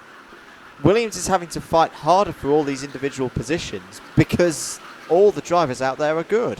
Yeah, Brandon Williams is about to resume the battle of the last heat because he's now behind Carl Spencer, who's also had a really good race so far, getting from 14th place to 7th. But we've got to look at the head of the field here. There's a curb warning for Brandon Williams, so he's going to have to be careful, otherwise he's going to get the wrong side of the clock of the course. We have to keep an eye on the lead gap here, though, because just like with Carl Spencer and Brandon Williams earlier on this evening, Tom Kitchener is now closing the gap to Louis Diamond. Louis Diamond ducking his head on the back straight. We're currently looking slightly further back at the likes of Slavik Piskors in 6th, and then we're looking back here at the latter part of the top 10.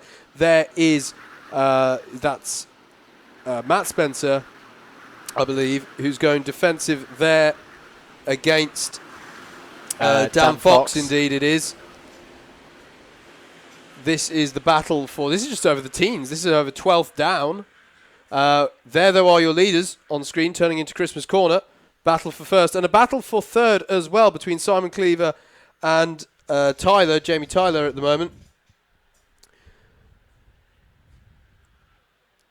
So, really good battles here over the podium positions. Change for third place. Jamie Tyler there in the black suit and the white helmet has got ahead of Simon Cleaver in the black suit, black helmet. So, Jamie Tyler, once again, quietly getting on with things and doing very, very well. Slavik Piskors up the inside. That's a good move by Piskors. I think that might be on Fraser Edge there. It was for 5th place. Yep. Fraser, goodness me, look at this side-by-side through oblivion, through the hook.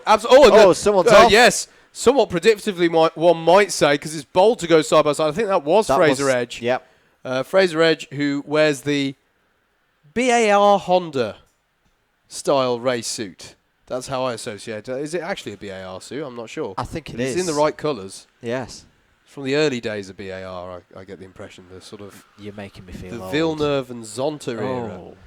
Something like that. Anyway, Piskors now has Brandon Williams, who has got past Carl Spencer, by the way, there. So Brandon now up into, I think it's going to be 6th place because we saw Fraser Edge going wide there on the last lap.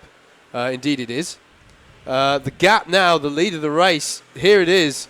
Louis Diamond has to go defensive here. We've got 2 laps left, so this and one other, and Diamond is going to have to defend this all the way. And is he actually going defensive enough? No, he's not. Up the inside goes Tom Kitchener. Diamond goes wide onto the grass.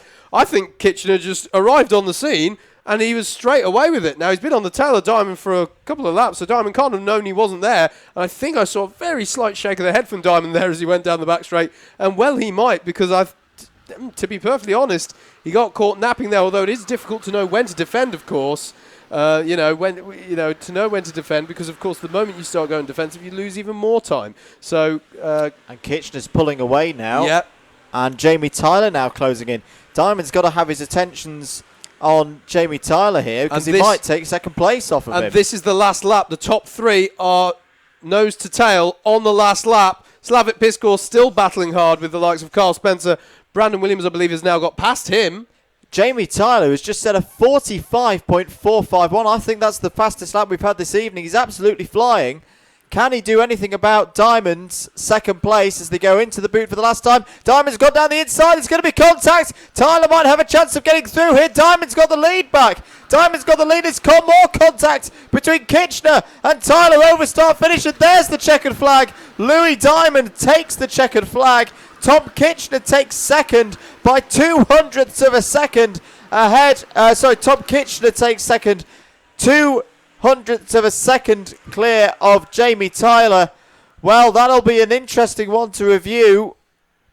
Brandon Williams comes up to fourth. He must have got that very late on, but he's up to fourth on the last lap. Simon Cleaver, fifth. Slavek Piskor's the highest ranked D&M Removals weighted class driver in sixth. Seventh for Carl Spencer. Eighth, James Willis. Ninth, Paul Whilton. 10th, Barry Johnson. What a finish to that race. I have to say that one detail I noticed there as they crossed the line. I just noticed the flag marshal who holds the checkered just step back a bit as he saw them come round the final Wise corner. choice. Well, he might. That was frantic as they came round to finish there. That was an absolutely fantastic finish there. Good end to the heat racing tonight, and you may not believe it after racing like that, but now the racing really starts because we're going to go into the finals next. But brilliant display there by the guys. Unfortunate for Fraser Edge, who went wide coming through turn 2 there. I think it was just, that I wouldn't say it's bound to happen, but it's obviously a risk when people are going side by side through turns 1 and 2. So he may consider what could have been, but brilliant racing all round there. And I've got to say, I liked the Ricardo Zonta reference. That's at work is what we call a who? Ricardo Zonta who? Because that is going. That's making me feel old now. Because that's showing both of our ages that we can both remember Ricardo Zonta. I'm not sure Zonta and Villeneuve were ever actually teammates at the same season. I think it was Panis and Villeneuve. No, anyway, they were 99. Oh, were they? 99. Okay. Because Zonta broke his leg, and that's when super sub Mika Salo came in. Good shout. Oh, we're getting boring. We're talking about late we're getting 90s, nerdy. early 2000s We're getting Formula nerdy. 1. It's because we don't have a grid to go down to. Let's review the results that we've had so far tonight. Okay. Heat 1, Elite Heat 1, top 10 finish like this. Andy Spencer was your winner, ahead of James Saunders in second. Connor Marsh, third. Owen Burton, fourth. Peter Horsley drove well into fifth place from pole position. Sixth place for Samuel Taylor, P7. Tom Kitchener, P8 for Jordan Mackenzie Allen, P9 Chris King, and 10th James Willis. Elite Heat 2 looks a little bit like this. Brandon Williams won that one ahead of Carl Spencer. P3 was Jamie Tyler. P4 Cameron McLean. P5 in the end, from 16th on the grid, was James Saunders. P6 was Matt Spencer. P7 was Owen Burton. 8th place was Andy Spencer. 9th was James Perkins. And 10th, Connor Marsh. Heat 3 of the Elites you've just seen there. So I think this is still actually, no, all of these results are provisional, I should say. And Howard's nicking it off me. I needed that. Sorry. Give it back. Sorry. I was just about to read the top 10. She's taking it off the screen. Sorry, mate. Louis there Diamond you go. was your provisional winner. Tom Kitchener was second. Third place for Jamie Tyler. Fourth, was Brandon Williams. Fifth was Simon Cleaver. Sixth was Slavek Piskor's. Seventh was Carl Spencer. So good points there for Carl in the heats this evening. Eighth place was James Willis, which I think is one of the best results he's had so far. Paul White was 9th place, and 10th place was Barry Johnson for your top 10. There you go. Sorry. Have your timing back. Right. I was going to read the opens as well. Shall I read the opens? Go for it, yes. Opens. Top 10 in the two heats. Heat 1 was Andrew Strikes, Rob Dumas, Stuart Hoyle, Michael Olive, Roger Rosier, Norbert Polyak, PJ Martin, Richard Welch, Nigel Dunkley, and Robert Harris. And then in Heat 2, it was a very impressive drive from Renaud DeMarco. PJ Martin second, Andrew Strikes from the back of the grid to third in that one. Robert Harris came home in fourth. Zoltan Tihanyi in P5, Nigel Dunkley P6, Stuart Hoyle, P7. P8 was Stephen Milne. Michael Olive from 17th on the grid got it into the top 10 in 9th, and 10th place was Roger Rosier. That is your top 10 results, provisionals, for all the 5 heats so far this evening. We're going to take a quick break then on the Northants Race Controls live stream just before we go into the finals racing. But don't go anywhere, because soon we are going to be back, and it's going to be, if anything, even more exciting than the already fantastic racing we've had so far. So don't go anywhere, and we'll be back with you shortly.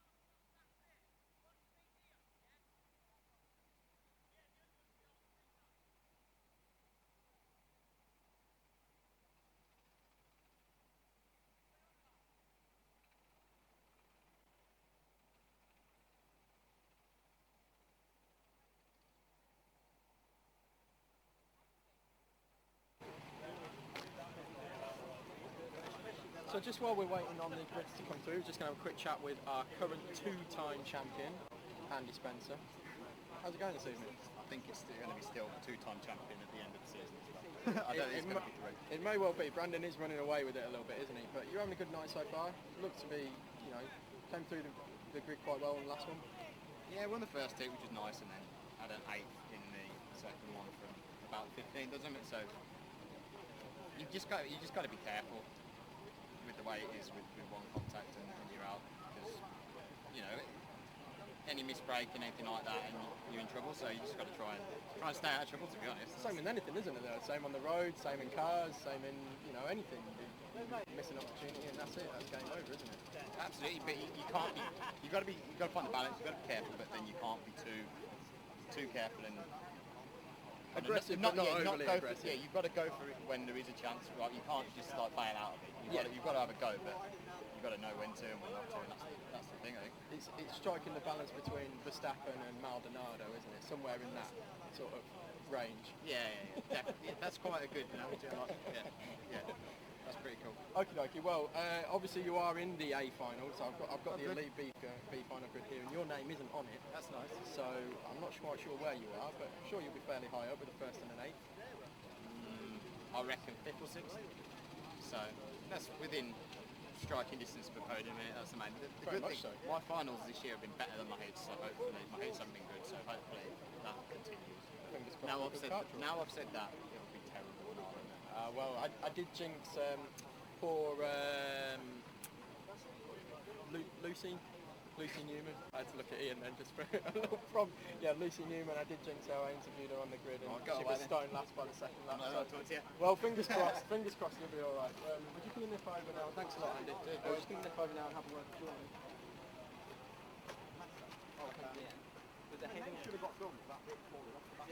Sorry, no, we're not. We've got the A final list here. So on the grid for the B final, first of all, let's do that one. We have on pole position Cameron McLean, second place James Perkins, third Peter Horsley, fourth place we have Barry Johnson, fifth Fraser Edge, sixth Paul White, seventh Jordan Mackenzie Allen, who is weighted, and Tim Morangan in eighth place, who is also part of the D&M Removals weighted class. In fact, Jordan is actually over here, so let's go and see.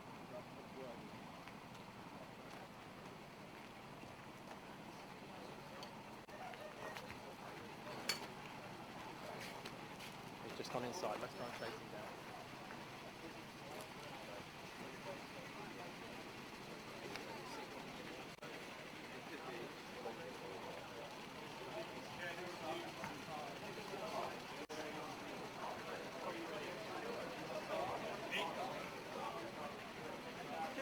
I just had to drag him out from outside, from inside the race control. So we've got Jordan here, who's starting 7th on the grid. You're actually tied on 18 points with 3 other drivers for first and second, but for the first and second heat, should I say, and you just took it by fastest lap. Oh, fantastic. Yeah, so you started 7th for the B final. Do you reckon you're going to come through? Yeah, hopefully. I mean, there's some good drivers in there. I know James is quite good on the defence. I've got Tim as well. I know we'll start alongside. Pedro's really quick as well. I know he's on a poor heat. But he'll be really. He's not had a good night. No, but he'll be really quick to come through. So I mean, I'm confident. Everyone there's they're fair drivers, so it should be quite clean. And yeah, it should be good heat final. So yeah, absolutely. Excellent. Okay, good stuff. Good luck, and we'll hope to see you do well. I'm looking around for. Is that Slavek over there? That is Slavek. Let's go and have a chat with Slavek. He's also in the weighted class, so he's third in the weighted class. He's going to be third in the weighted class. Whether he actually makes third or not, Connor and Matt in front of him. So Slavek made the A final, 11th place. What can we do from there? We'll see. Let me see who is in the final from there. Sorry, Slavek, just walk with me. Yeah. So this most is interesting for me is Connor, Mark, Samuel. Yeah. It's going to be close. The guys are much lighter. We've got Connor in 8th, we've got Matt in 10th, we've got yourself in 11th, and we've got Sam Taylor in 14th. So all very close to each other. It'll be a good race. Yeah. Looking forward to it? No, of course. Always. Good. Yeah. Got the camera on this evening as well. Excellent. So we'll just pass back to our commentating team now, because it looks like we're getting ready for this Elite team final. Drivers are just making their way over and getting into their cars. 9, 10, 11. The drivers are just getting into their cars. And okay, let's pass back up to our commentators. Enjoy the B final.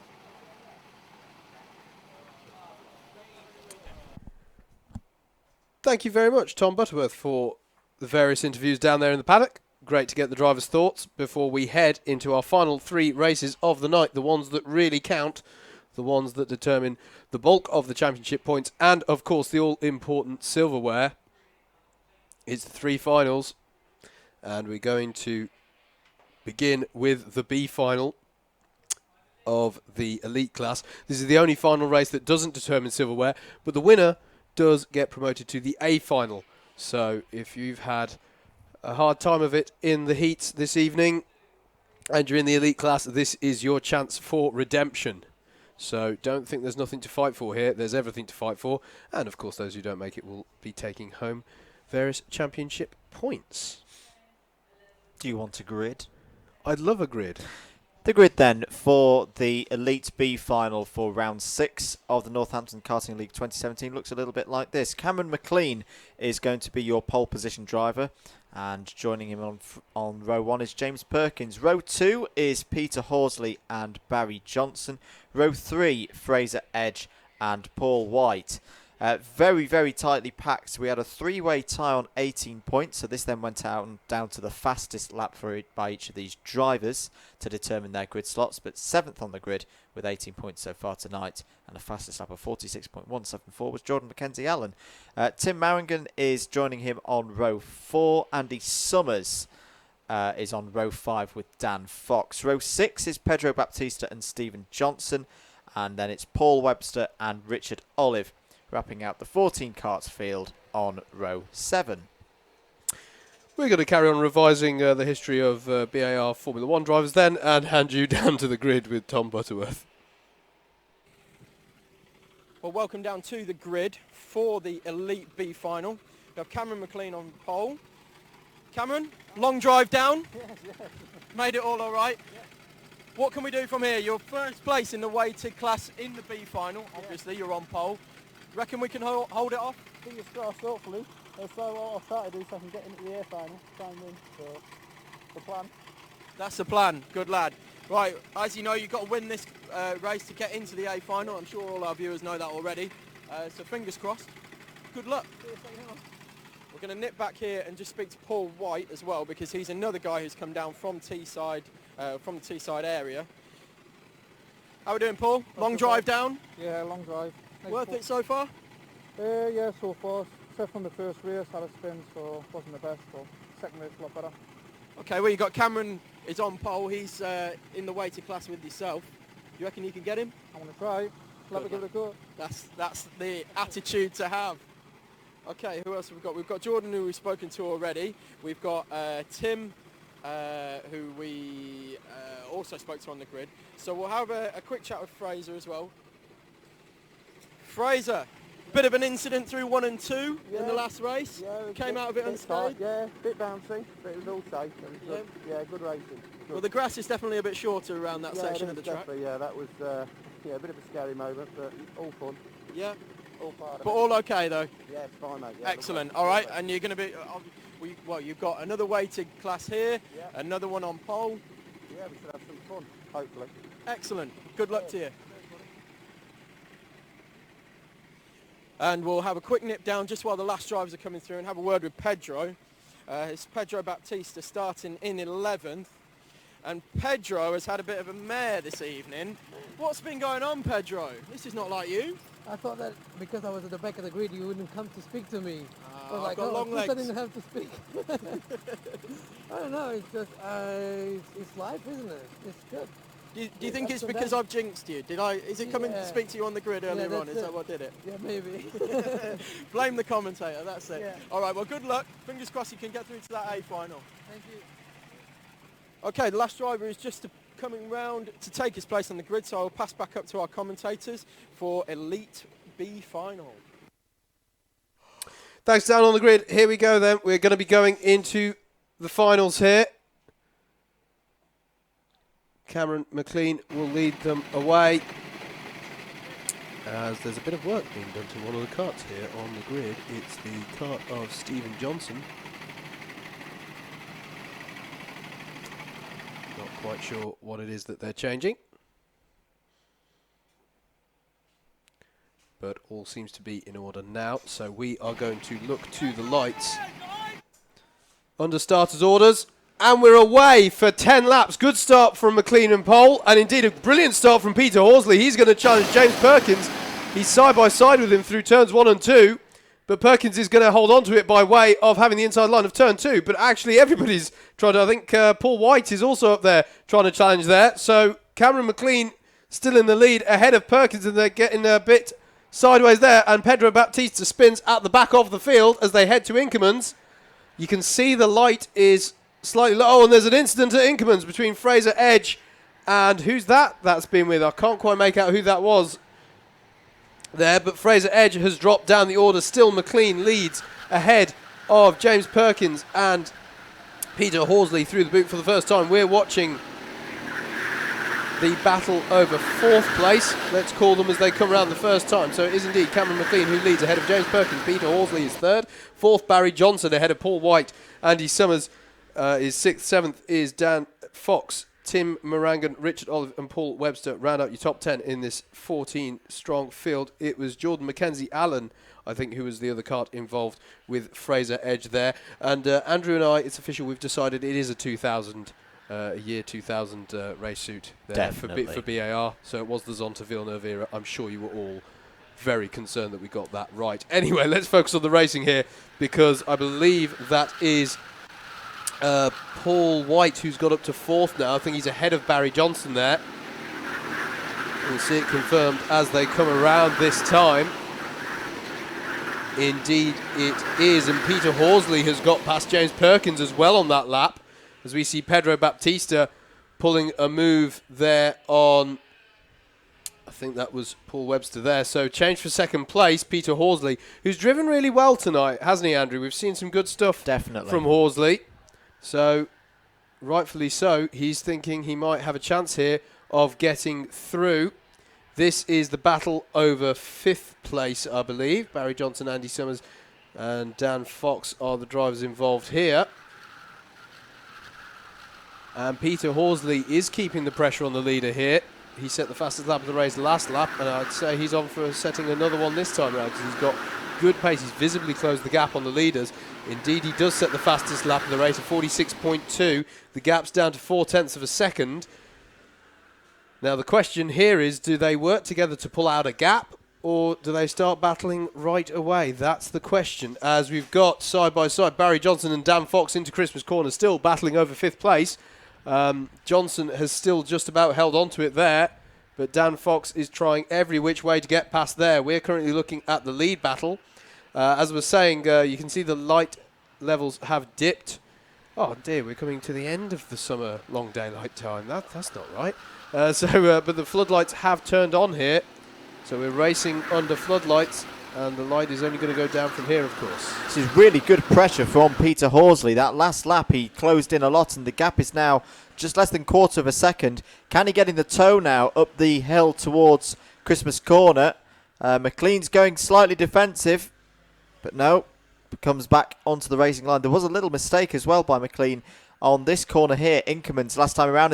Is Horsley looking up the inside? No, not quite that time, but he cannot be any closer now as they're going through the Zulus. We've got a real race on here in this B final. Absolutely great stuff here. We've seen it a couple of times tonight already. The 2nd place driver really putting good pace on and applying pressure. Horsley goes for a different line through that part of the boot, tries to get the cutback and better drive, although, to be honest with you, it's pretty much as they were.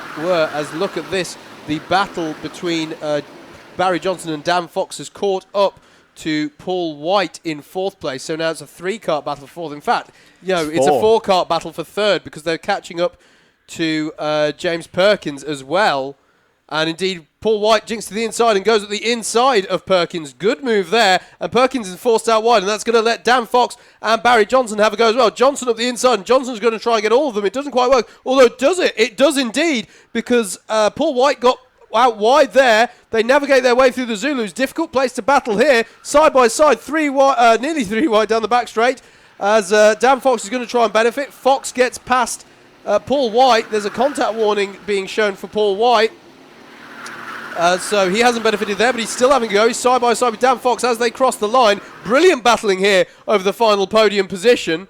And although it's early on yet in the race, you'd have to say that it probably is going to remain the battle for third place because the leaders have gone away up front, and Peter Horsley is doing the sensible thing, I think, here, Andrew, of not challenging right now. I think he's taking the decision to hold station briefly, as it is, who's at the front of this now? That's Barry Johnson who's got to the front of this, so it's now Barry Johnson ahead of Perkins, James Perkins, who's ahead of Dan Fox and, who's dropped back from this? Paul White has dropped back from this somewhat now. And look out for Andy Summers and Tim Orangan behind them, because if they start working together, they can close in. At the moment, Summers and Morangan having a bit of a battle, but if they work together, they can make this a 6-way battle for that third place with 3 laps to go. And towards the back of this field, it's only a 14-kart field, remember. There's also a fantastic battle between Richard Olive, Fraser Edge, Jordan Mackenzie-Allen, Pedro Baptista, Stephen Johnson, Paul Webster. They're all separated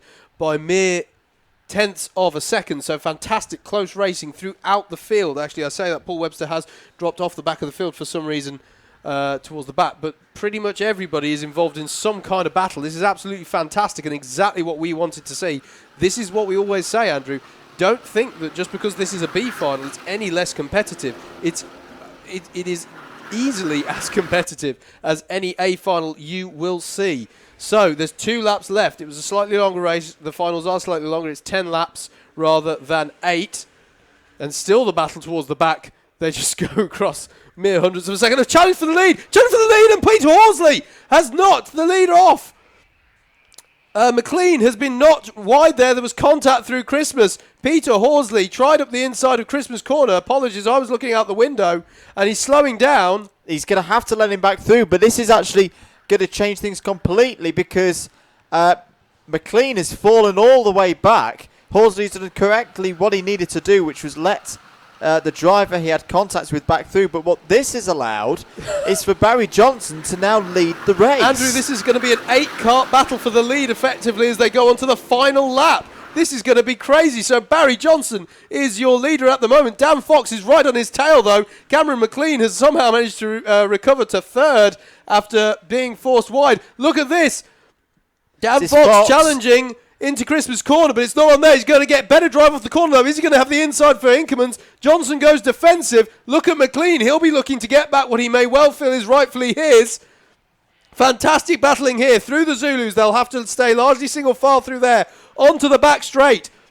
Is it going to be Dan Fox jinks to the inside? He's going to look at the inside into the boot, but Johnson's strong under braking. Look at McLean up the inside of the second part of the boot. How good a drive can he get? This. Johnson has got this. He's going to take the flag. What a finish to the race.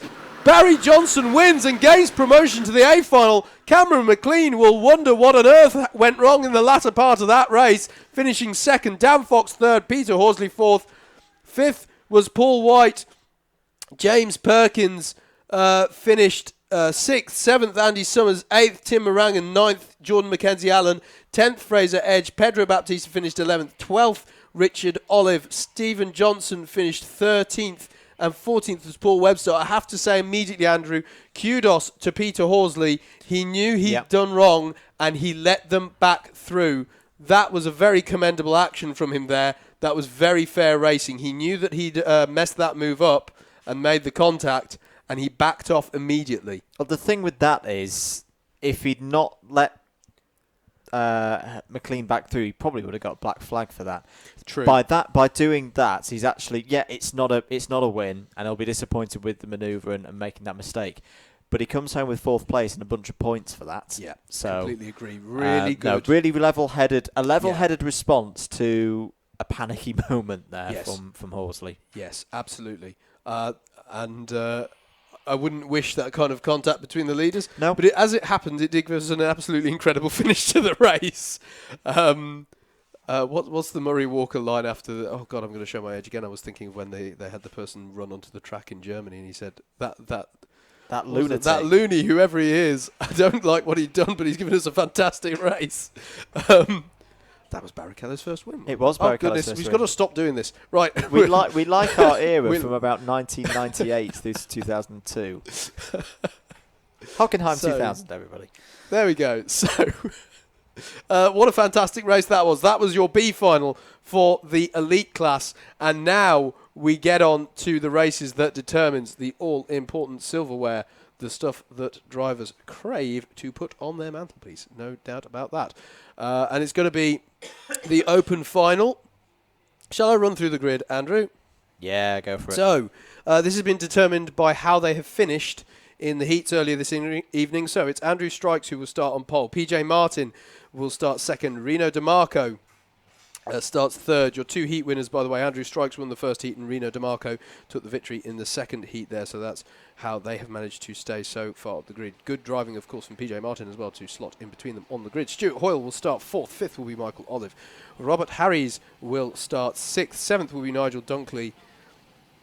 Roger Rosier will start eighth. Ninth will be Zoltan Tahani. Richard Welch will start 10th. 11th will be Rob Duma.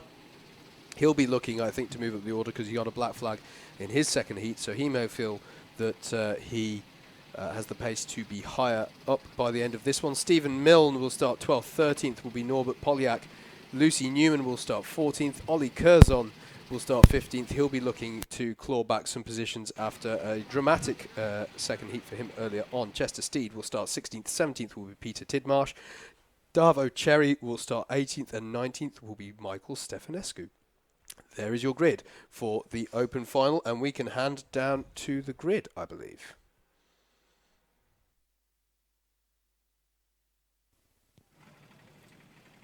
So welcome to the grid for the open final. This is obviously our new class for this evening. We have a little pet name for it, which is the newbie class. All the elites have run every round this season, so we've invited them into the elite class. So in our open class, on pole position, we have Andrew Strike. Certainly no newbie to the kart this evening. He's been absolutely flying all night. Yeah, two good results so far. Second race was a bit hectic, but came through in the end. Yeah, we saw you coming through almost from the back, or right from the back, in fact. Yeah, good run. Think you can repeat what you did in the first race? Hope so, yeah. Clean start, clean first lap, and then... Got some quick guys behind you. Yeah, sorry? You've got some quick guys behind you? Yeah, hopefully a good race. That's good, lad. Enjoy. We're going to go and have a quick chat to second place, PJ Martin. Just a quick one. So PJ, how are you finding it? Yeah, really good. First time at the circuit, first time at the NKL, so to be second, pretty good. Pretty happy with that, really. Whatever happens. I didn't come here expecting anything, so if I go away with nothing, I'm pretty happy. Have you come from the race club? I've come from the Race Club UK in Corby. There's 8 of us here tonight, coming down to see what it's all about. The great guys are spread amongst the grid. I've got one of our the track manager just behind there in third place. So yeah, it's interesting. It's been a good night, and let's hope this all goes well. Excellent. Have a good run. Thank you very much. Right, I'll pass straight back up to the commentators for the start of the open final. Thank you, down on the grid. Here we go then. This is going to decide the silverware for the first ever running of the open class here. It's under starters orders. We look to the lights for 10 laps. Andrew Strikes starting on pole ahead of PJ Martin, and they're away. Good start by Strikes. Also good start by Reno DeMarco. In fact, in general, the left side of the grid seemed to have a good start there. And DeMarco's already challenging PJ Martin. This is a resumption of the battle that we saw earlier on this evening as they worked their way up the hill for the first time. Actually, DeMarco now has dropped back slightly from PJ Martin. I think Martin got better drive off of the hook. And everyone works their way through the corner. And is it all going to be clean? Yes, it is. So good stuff there from them. So it's Andrew Strikes who's held on to the lead ahead of PJ Martin. Reno DeMarco there in the bright yellow helmet. Who still, I believe it is Stuart Hoyle who has held on to that fourth position, but we'll be able to confirm that when they next come around. And DeMarco nearly went down a position there. I'm not sure he was aware that he was being challenged there through the boot, but he absolutely was, but it didn't quite pay off for the driver, and that driver was indeed Stuart Hoyle, because I can confirm that as they cross the line. Andrew Strikes first, PJ Martin second, Reno DeMarco third, fourth Stuart Hoyle, Michael Olive fifth, Robert Harris sixth, and then Roger Rosier, Nigel Dunkley, and Richard Welch, and Lucy Newman, rounds up the top 10. I always get confused when the number 10 kart is in 9th place, because I think I've rounded out the top 10 and I haven't. Reno DeMarco, though, all over the back of PJ Martin here, and in turn he has Stuart Hoyle there. This is allowing Andrew Strikes to get away. Strikes setting good pace here at the head of the field. PJ Martin has a quick look over his shoulder as he exits onto the back straight and turns into the boot. DeMarco, I note, takes a very wide, he takes the kart fully out to the left before turning into that second part of the boot. It gives him good drive off the corner. although it does leave him open to attack, of course, if someone's right behind him, and he's right alongside PJ Martin. He's all over the back of him here. Can he get better drive up the hill? He can, and he's side by side as they head up the hill there. I think this is going to be on for DeMarco to take second place.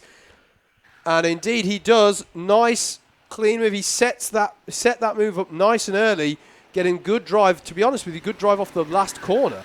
All the way from the second part of the boot, it has to be said, getting that good drive off the corner, and that gave him better drive all the way through that early part of the lap. Now, of course, no promotion to any further final for this one, but I'd still work together. These three here, second, third, fourth, I'd work together to see, can you pull in strikes in the lead there? Because, well, what's the gap going to be as they come over this time? It's probably going to be, it's 2.5 seconds. But 7 laps to go. These three, if they start working together, you never know, could pull that back. This isn't over yet. Absolutely not. Curb warning for PJ Martin that last time around. But he's going to want to try and use some curbs here, I think, because he's got the attentions of Stuart Hoyle here. Michael Olive there in 5th place. He's had a good night tonight. A really strong performance so far from Olive. Yes. Is he related to Richard Olive? Are they related? I'm not actually sure. Do message us. If you are relations in the paddock, do let us know. 'Cause we never know. Curb warning, Nigel Dunkley currently in 8th place in the number 7 kart. So don't want to pick up too many of them because that'll be a penalty. The gap is now 2.8 seconds. Now this is the thing. 3rd and 4th, Martin and Hoyle now fighting amongst each other. DeMarco's got nobody to help him. Nobody to push him along in that classic sprint style, working together and almost doing a bit of shake and bake. So this is looking very good at the moment for Andrew Strikes with 6 laps to go, 2.8 seconds in the lead, and DeMarco a further 1 second clear of PJ Martin. I have to say, Michael Stefanescu looks like he's had some kind of drama somewhere out there because he's dropped off the back of the field, I'm sorry to report. But we continue to look here at the battle over 4th place. So PJ Martin now also starting to pull out a bit of a gap over Stuart Hoyle. Just going to wait for the timing to update. But no, in fact, no. The lap times were pretty even between the two of them. 3.3 seconds now the lead for Strikes over DeMarco in what has been a really dominant evening for Andrew Strikes. Sorry, Andrew, I'm looking slightly further back here because Lucy Newman was challenging Roger Rosier, I think, there through Christmas Corner. This is a battle between about 4 of them for 7th place. It is indeed. So keep an eye on that as well. But this is the battle for 3rd. There's Reno DeMarco. And as you say, Andrew said a moment ago, he still doesn't have anyone to pull him forward. Strikes is up the road. Change for position. Robert Harry's 5th place now, ahead of Richard Olive. Curb warning for Polyak. Norbert Polyak in the number 5. He's currently down in 15th place. So this coming up the hill right here, this is the battle over, this is the likes 7th of, place. This is 7th place battle. And in there are the Oh, likes of spin there. Spin, yeah. Not quite sure who that was, but Newman's still there. Dumas still there in the kind of red and gold helmet. I'm sure we'll find out in due course as someone starts to fall down through the order. Just looked like a simple outbreaking there. Easily happens up into Christmas Corner. I think that was Lucy Newman round the outside going into the boot. Or just had better drive onto the back straight. She has the white helmet with the blue suit there, now behind Rob Dumas. Or not behind Rob Dumas, because Dumas has just taken all of them. Taken all of them. Dumas has now just got past ahead of Roger Rosier, so Roger Rosier now has Lucy Newman on his tail. Richard Welch was your spinner up at Christmas last time round. Look at this battle into Christmas Corner, I think. Is that Stephen Milne going past? Well, that's the battle between Rosier and Newman for 9th place, but behind that I think it was, yes, Stephen Milne making a move on Davo Cherry. And Newman and Rosier now going side by side, and through goes Lucy Newman. Really good move there. Yep, good stuff. Good driving as we have just 2 laps to go. Andrew Strikes has won this. Yeah, I think it's fair to say he's driven very well this evening. We did have some people earlier on social media saying he was certainly the favourite to take this one, and he looks like he's going to realise that potential.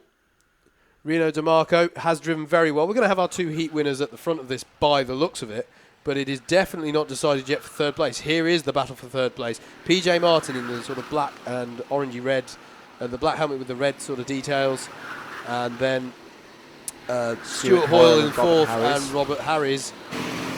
On to the last lap then. The lead is 4.776 seconds, so Andrew Strikes doesn't need to take any risks at all on this one. He can just cruise it home to the finish. Harris goes defensive against... Hoyle goes defensive against Harris there into Christmas corner. Here's DeMarco in second place. He was just putting a lap there on Stefanescu. The battling between Hoyle and Harris is allowing PJ Martin to get ahead. But here comes your race winner in the open class tonight. For the first time, Andrew Strikes wins in the Northampton Karting League open class. A fantastic set of 3 races. Second place goes to Reno DeMarco. Another really good drive from him. PJ Martin takes third place. And I have to say that 1, 2, 3 is very well deserved on the podium in the open class tonight. Stuart Hoyle comes home in 4th place. 5th place for Robert Harris. But look at all of these coming over the line. Brilliant stuff. Racing to the bitter end, all of those guys. Well done to them. Michael Olive was 6th. Rob Dumas 7th. Chester Steed in 8th. Lucy Newman has her best race of the evening, leaving the best to the last in 9th place. 10th for Roger Rosier. And then 11th was Stephen Milne. That scrap of carts that you saw come over the line was all over 12th place. I'll just read these gaps out to you. 12th place was Davo Cherry, sorry. Then 21 thousandths of a second behind him was Zoltan Tihani in 13th. A further 0.144 seconds behind was Nigel Dunkley.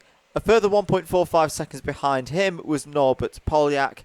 And a further 0.124 seconds with Richard Welch. So I've got 5 drivers there covered by half a second. That's what we like to see. 17th place was Ollie Curzon. 18th place was Peter Tidmarsh. And 19th place and a lap down was Michael Stefanescu. Enjoyable race. Congratulations to Andrew Strikes. He's our first winner in the open class. Howard, sorry, were you going to say something? No, absolutely. I completely agree with you. I just wanted to make sure we get the grid in before we hand down to the grid for this, the Elite A final. This is the big one. And on this one, it's going to be championship leader Brandon Williams starting on pole ahead of 2-time NKL champion Andy Spencer. This one's going to be good. Jamie Tyler starts 3rd. He's also had a fantastic season. James Saunders 4th. Also had a fantastic season. Yeah, this is fairly established pattern here. Carl Spencer 5th. Tom Kitchener will start 6th. 7th will be Owen Burton. Connor Marshall will be 8th. 9th, Louis Diamond. Matt Spencer 10th. Slavic Piscourse 11th. 12th will be James Willis. Chris King 13th. Samuel Taylor 14th. 15th will be Simon Cleaver. And 16th on the grid will be our B final winner, Barry Johnson. And I think we are ready to hand down to Tom for the last grid of the evening.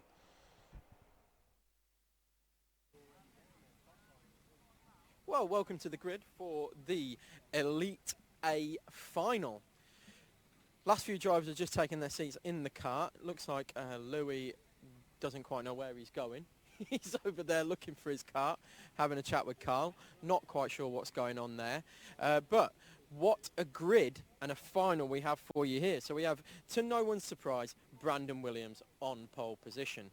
We have Andrew Spencer, also to no one's surprise, in second position there, 1 and 2 in the overall championship at the moment.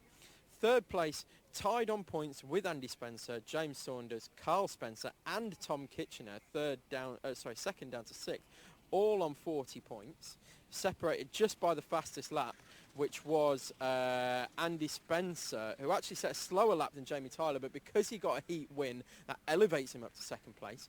So we're just waiting on them coming through now. So your grid, as I said, Brandon Williams, Andy Spencer, Jamie Tyler, James Saunders, Carl Spencer, Tom Kitchener, Owen Burton, Connor Marsh, Louis Diamond and Matt Spencer round out the top 10. So for our weighted class, we have Connor in 8th and Matt in 10th. So Brandon, to no one's surprise, pole position for the A final. Just the usual then? Yeah, I had some consistent good finish heats. I started last in the second one and I made a good start. I got quite far up the field, but I couldn't manage to catch the guys at the front. In the first race, I was battling with Carl Spencer. Same again, a good battle with him. I fought hard. But yeah, starting on pole, hopefully just try and get a good start, stay with these boys and see what I can do. Well, you're definitely king of the starts at the moment. I don't think there's anybody made up as many places as you have first lap. You've been absolutely flying off the start. Let's hope for another good one. Good luck. And so Andy Spencer, who I also interviewed earlier on, to no one's surprise, also starting on second place. So, all up for grabs then. This is higher than I was expected to be. I thought I was going to be 5th or 6th. And I said to you earlier that I'm going forward in finals. The best racing I've ever seen, and I've seen a lot of racing over the years. Some of the best racing I've ever seen. You two coming through the Zulus, what, 3 rounds ago now? Absolutely incredible. Let's hope for a repeat. Let's hope so. I wouldn't put money on it, but let's hope so. I reckon Jamie Tyler, behind us, I reckon he's having a strong night. He's set lap record and everything, so I think he's on fire tonight. We'll go and have a chat with Jamie just about that lap record. So Jamie, starting 3rd. Fastest lap? Yep. Lap record holder now? You reckon you can take it? Hopefully, yeah. So we'll just see what happens. King of the starts at the moment. Just going to try and hang with him? Yeah, if we can try and break away at the start maybe and then have a bit of a battle at the end rather than messing around for the whole race. So it's a long race, well, long-ish race. See how it goes, be alright. All right, good luck, Jamie. Okay, I think we've still got a few more drivers to come round. So we've got James Saunders in 4th place. James, what can you do from here? Hopefully win. Well, hopefully. I mean, you know, you've got Brandon on pole, Andy in 2nd, both championship leaders, well, championship winner, championship leader, championship 2nd place. Yeah. I mean, you've won around this season, haven't you? I've won one, yeah. Yeah? Try and make it one more this That's season. it. We'll That's see the what's attitude to happening. have. Let's go for it. In 5th place, we have Carl Spencer, who's also been flying this evening. Had a really good, was it your first heat or your second heat where you absolutely flew through the pack? Yeah, first heat I got up to second, yeah, I was following, well I chased down Brandon, yeah, just couldn't quite do a move on him. He was defending really well, so yeah, it was good. I think this is going to be a really, really good race. You looking forward to it? Yeah, I think it's going to be really tight. It could well be just follow the lead. I'll do my best to get through, but I think it's just going to be a bit of a train, like just following through. Okay, well good luck, Carl. Yeah, right. Enjoy.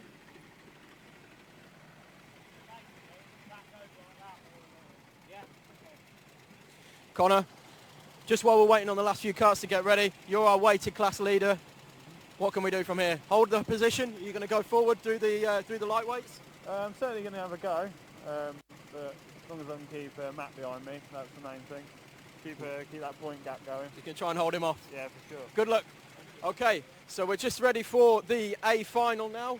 All carts ready on the grid. I'll pass up to the commentators. Good luck to all our drivers. Thanks, down on the grid. Here we go then. Who is going to take round 6 of the 2017 Northampton Karting League? We're about to find out. 10 laps. We're under starters' orders. Brandon Williams is your pole sitter, and they're away. And it is a good start from pole, and not a great start from Andy Spencer in grid 2nd. He's under pressure from James Saunders immediately, and Jamie Tyler's going to try and get around the outside of him on turn 2. It's not going to happen. Andy Spencer's still in 2nd place, following Brandon Williams. But James Saunders is going to get up the inside of Jamie Tyler into Christmas Corner as they come through for the first time, almost 5 wide at some parts of the field there. Absolutely brilliant stuff. They all get through cleanly. That's what we like to see. Brandon Williams leads them through, and they all get through Inkermans cleanly as well as they come through Zulus for the first time. Difficult to go through there side by side, but some of them are trying it as they go down to the boot for the first time. But look at the gap that the top 2 have already got, and we've not even finished lap 1. Louis Diamond across the grass there, forced to go to avoid things. Look at this. Oh, dearie me! As there's contact there into the tyre barrier. Is that it's one of the Spencers. Is it Carl Spencer? No, I think it's Chris King. No, it was Chris King. You're absolutely right. Lived to fight another day there, did King. But my goodness me, that was a scary moment. No malice in what happened, but it was just... Oh, and who's that going over the grass there? My goodness me, it's all Slavic getting a bit Piscors. hairy. It was Slavic Piscors, and there's contact up at Christmas. People off there. Oh, dearie me. This is not how we wanted the final race of the evening to go. They're all over the place out there towards the back, but you were absolutely right. What you said almost a lap ago, Andrew. The top two have got a slight breather over the field, and Andy Spencer is now pulling up to the back of Brandon Williams. And the problem with that, I think Conor Marsh was involved there with that incident up at Christmas Corner. There was a bit... No, I'm confusing myself now. Conor Marsh is there. It wasn't Conor Marsh. Apologies.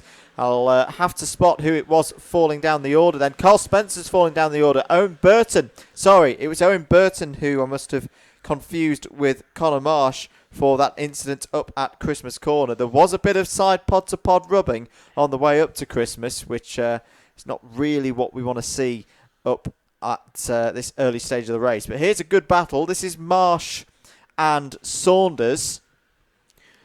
And Saunders having a bit of a job tonight, getting through some of the traffic. You can see him there shrimping behind Conor Marsh. This is the battle for 5th place, we should say. And surprisingly, despite all the chaos of the first couple of laps, they are still fairly bunched together, this field. Jamie Tyler is having an absolutely storming night. He's in 3rd place again, but he's got good pace here. And fastest lap of the race has now gone to Brandon Williams, a 45.698 last time around. Just over a tenth of a second quicker than Andy Spencer. But Jamie Tyler, half a tenth quicker than Spencer. So can Tyler start to pull this in? Can he close up to the back of Andy Spencer and start to work with the driver in the number 2 car and try and challenge Brandon Williams? I don't want to big up the drama too much here, but we have got the reigning champion chasing effectively the challenger here in Brandon Williams. This is Brandon Williams' first full season in the NKL, and here we look set to see a straight fight between our reigning champion Andy Spencer and Brandon Williams, who currently leads the championship. And Jamie Tyler, as you say, Andrew, is going to try and get in on this. Now, we have seen some brilliant play from Andy Spencer. The final earlier this year, where I believe he left it to the last lap. He did. To take the win. Now, was that on Brandon Williams? I'm trying to think it who that was. Yeah. So we have seen great battling between these two already this year. So this is looking very tasty here at the front of the race. You can see the top 3 pretty much equidistant at this stage in the race. Tom Kitchener having a slightly quiet time at the moment in 4th, but running well, and he'll be looking to catch up as well if this starts to get hairy. But look out for Jamie Tyler. It was the fastest lap last time around, a 45.490. What is it this time? He's pulled out another quarter of a second on Andy Spencer. He's there now. He is absolutely there with Andy Spencer now. Now, the wise thing right now would not be to start challenging Andy Spencer for the position, but to push him along. Let's catch Brandon Williams here and make this a 3-kart battle for the lead. Absolutely agree. Spencer is not going to want to battle at this stage in the race, but the thing is, Andrew, Tyler has such pace on him. Is he going to think, well, hang on, you're going to hold me up if I stand around here? It's a fair point. This is going to be an interesting one here, because Brandon Williams is going to want these two to fight as much as possible and lose time. But, for the good of the championship long term, they're going to want to get up the road and challenge this, because James Saunders, how's he doing? He's still not got past. James Saunders he's had a round win already. So this he has. Yeah. Interestingly, though, Howard, he's right in the middle of a D&M, and there's a move for second place. There goes Tyler past Andy Spencer and into second place. Well, clearly Tyler thinks he's got enough pace on his own to close in Brandon Williams. We'll see if he has in the next 4 laps or so.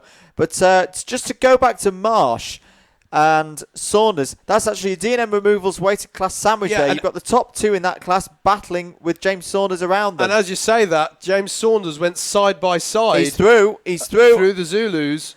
And now your 2 championship contenders in the D&M Removals weighted class are Linus Stern on the track, with Marsh second place in that class standings, ahead of the class leading driver. Absolutely. So we have both championship battles on track here at the moment. Andy Spencer, is Andy Spencer second in the championship actually going into this round? Not entirely sure he is. Third, but remember he has missed a round. He has missed a round. So effectively, I think you're seeing the main championship protagonist here. Look at this. Marsh is under serious pressure here from Matt Spencer. Marsh still holding on for now, but this is really good stuff in the D&M Removals weighted class. Who's going to come out on top in this one?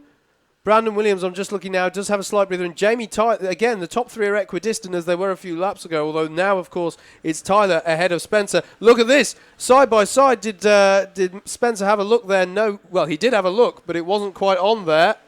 Well, the pace for Jamie Tyler is quicker than Brandon Williams at the moment, but unfortunately, I don't think he's got enough time. No, there's only 2 laps to go. My goodness, this one's gone fast. So Brandon Williams still leads as there's a challenge there. Did that pay off there? Look at this side by side for the weighted class. Going defensive is Connor Marsh into increment, and well, he might. He has Matt Spencer, who is the reigning champion in the D&M Removals weighted class, let's not forget. Will Spencer get better drive off the corner? He did get good drive, but Marsh went defensive, but was it defensive enough? Yep, just about this time, as you were. But is Spencer going to get better drive? He does get better drive. He's going to be up the inside into the final corner. Change for the lead within the D&M Removals weighted class. And that was a clinical move. Spencer just keeping it tight through the boot. Didn't let the cart start to understeer. And a fantastic move there on championship rival Connor Marsh. We're on to the last lap, Howard. It's gone very quickly this evening, has to be said. And Jamie Tyler was quicker again. Yeah, exactly. But I think it is going to be Brandon Williams who holds on to it. He's just got to navigate his way through the boot, and he's doing that just now. So nobody was able to take the fight to him this time around. It's going to be Brandon Williams as they're still negotiating the D&M Removals weighted class. But Brandon Williams crosses the line to take the victory. Jamie Tyler, after a brilliant drive, finishes second. Andy Spencer third. Who's going to take the D&M Removals weighted class? It looks like it's going to be Matt Spencer. Just about. Brilliant stuff there. So Andy Spencer it was who was third. Tom Kitchener finishes fourth after a relatively quiet drive in that final race of the evening. James Saunders fifth. Matt Spencer sixth. Connor Marsh seventh. It was Louis Diamond, after a bit of rally crossing on the first lap, finished 8th. James Willis 9th. Carl Spencer 10th. Chris King it was who finished 11th. 12th was Owen Burton. Samuel Taylor finished 13th and critically third within the D&M Removals weighted class. Barry Johnson finished 14th. 15th was Slavik Piskors. And Simon Cleaver rounds out the order, finishing 16th. Well, it was a good race.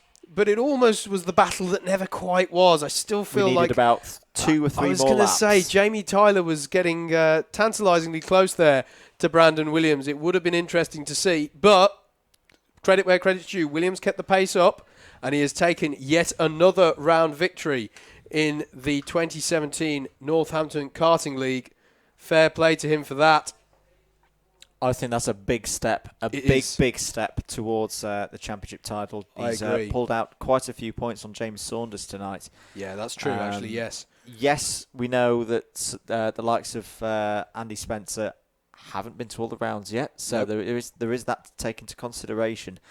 But maybe this is the point. Maybe when we get to a couple of months' time and this championship is wrapped up, you never know. We might be looking back at tonight as the point where Brandon Williams put one hand on the NKL trophy. And I think as well, Andrew, that was quite a big victory psychologically for him, purely because on even terms, in many ways, nobody quite managed to challenge him.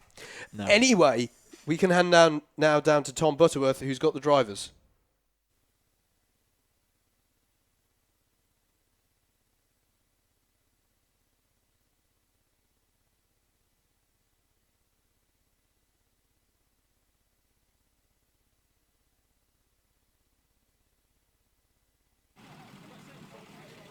Oh, okay, sorry about that. Brandon, that looked pretty easy from where I was standing. How was it for you? Never easy, proper. Oh, I'm not nervous, but I knew they were there the whole time. If I made a mistake, they would have been on the back of me. But I think I was lucky to have a bit of a gap to Andy at the start because he had to defend, and that just gave me a bit of a gap, so I could just get my head down, try and do some qualifying laps and keep a bit of a gap there. And then I seen Jamie coming through towards the end, got by Andy, and I thought he might come up behind me towards the last couple of laps, but luckily I managed to keep a bit of a gap. But yeah, all in all, pretty decent race, can't complain. Congratulations. Thank you. Excellent.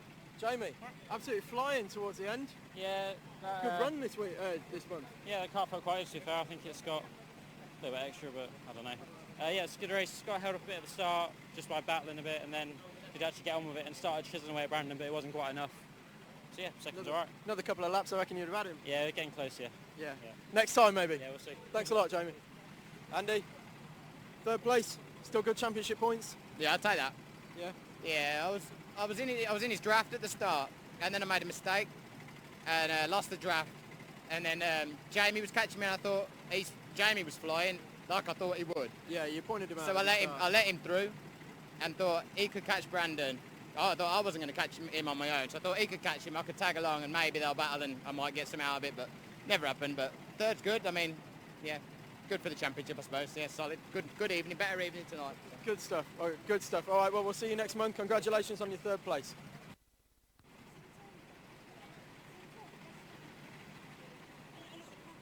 Okay, so we've got Connor and Matt. Matt winning the weighted class. Just great battle. We watched that very intently. So how was it? It was good. To be fair, before the final we were saying hopefully we can have a battle, and it came good. So I did have an unbelievably quick car, and I'm not going to deny that. So I saw you pushing Connor up the hill a little bit, yeah. just giving him a little nudge to get a bit close to James. Yeah, definitely. But I did really enjoy the battle. I pushed James to see if I can get close to Connor. He got through, but then Connor did a great move on me back. So I can't ask for a better battle than that, to be fair. And I do need to apologise to Lou, because I did actually I did tap here him. on lap one? Yeah, we were trying to see who caused it. Actually, there were about four people involved. I did tap him, and then someone else hit him after that, which ended up sending him over the grass. But that car, honestly, was unbelievable, and I'm just the brakes just skidded. So well, we shall have a word with the Whilton staff and try and balance that out a little bit. Speaking of the Whilton staff, congratulations, mate. Cheers. Speaking of the Whilton staff, Connor Marsh, second place, weighted class, D&M Removals. How well did that go today? It was quality, to be fair. Well happy with today's result. Yeah. Main thing I wanted was the A final. Managed to get in there, halfway in there. That was good enough for me. I didn't mind that at all. And then great battle with Matt. He deservedly took it. It was brilliant. Going into boot 2, the car started hopping. I was like, no, it's not the time to hop. And then he went straight at the inside, and I was like, yeah, that figures. But it was quality. I really enjoyed it. It's one of those moves, I'm afraid. Yeah, he did well with it. Yeah, excellent stuff. Well, congratulations, Connor. Thank you. Appreciate Keep the carts nice and even for next round. It's been a good one this time. Thanks very much. Going to hopefully pass back up to the commentators, who will take you through the rest of the round. Thanks very much for watching.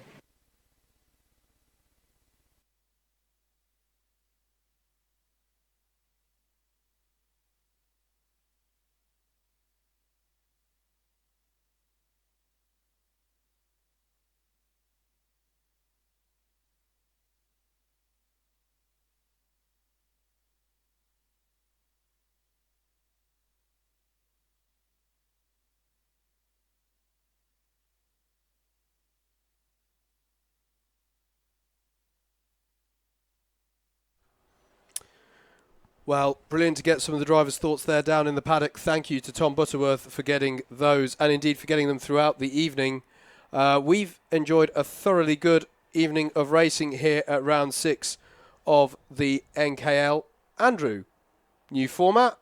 I think it worked rather well. I thought we got some really, really good racing tonight, and although it did get a bit leery towards the back in that final race, generally we've seen a really good standard of respectful driving.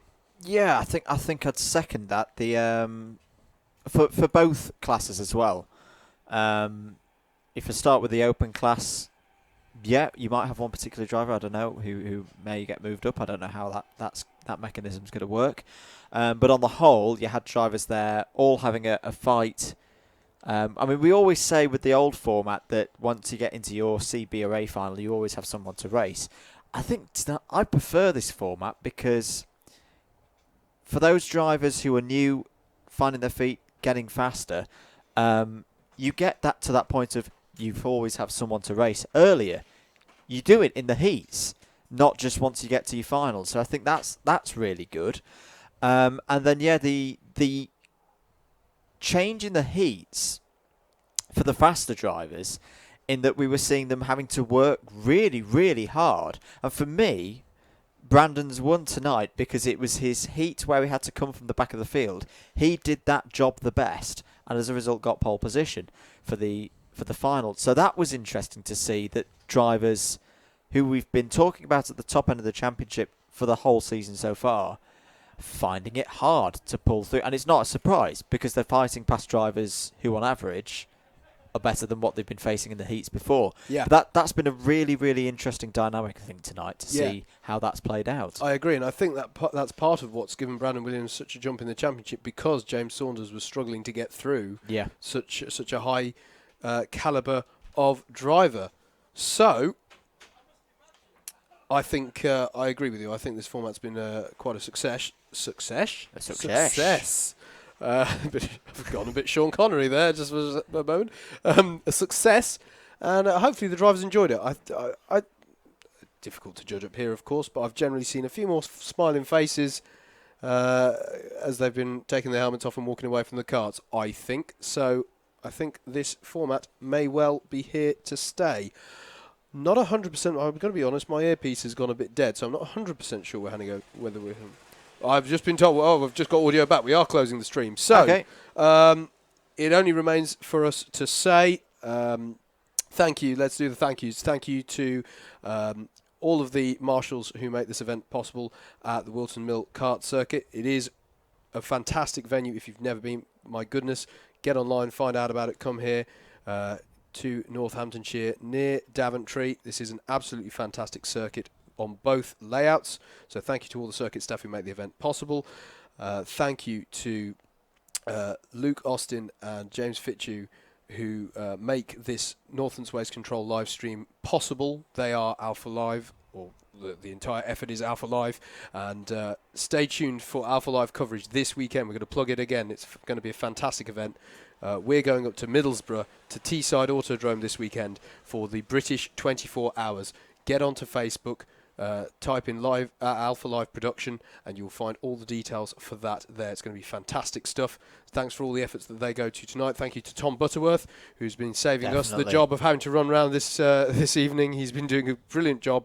It's been a seamless transition down to the grid, so fantastic stuff from him, and he's going to be in action at the weekend as well. Looking forward to that. So thank you for getting the drivers' thoughts tonight. Our sponsors, our partners, Northants Waste Control, who make the live stream possible, D&M Removals, who sponsor the weighted class, and Alpha Live sponsor the elite class, we should say that as well.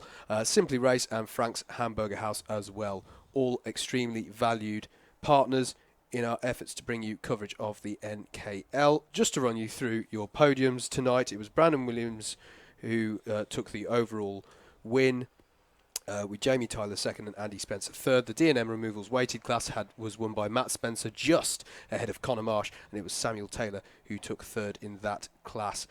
And then in the first ever running of the open class, it was Andrew Strikes ahead of Reno DeMarco and PJ Martin.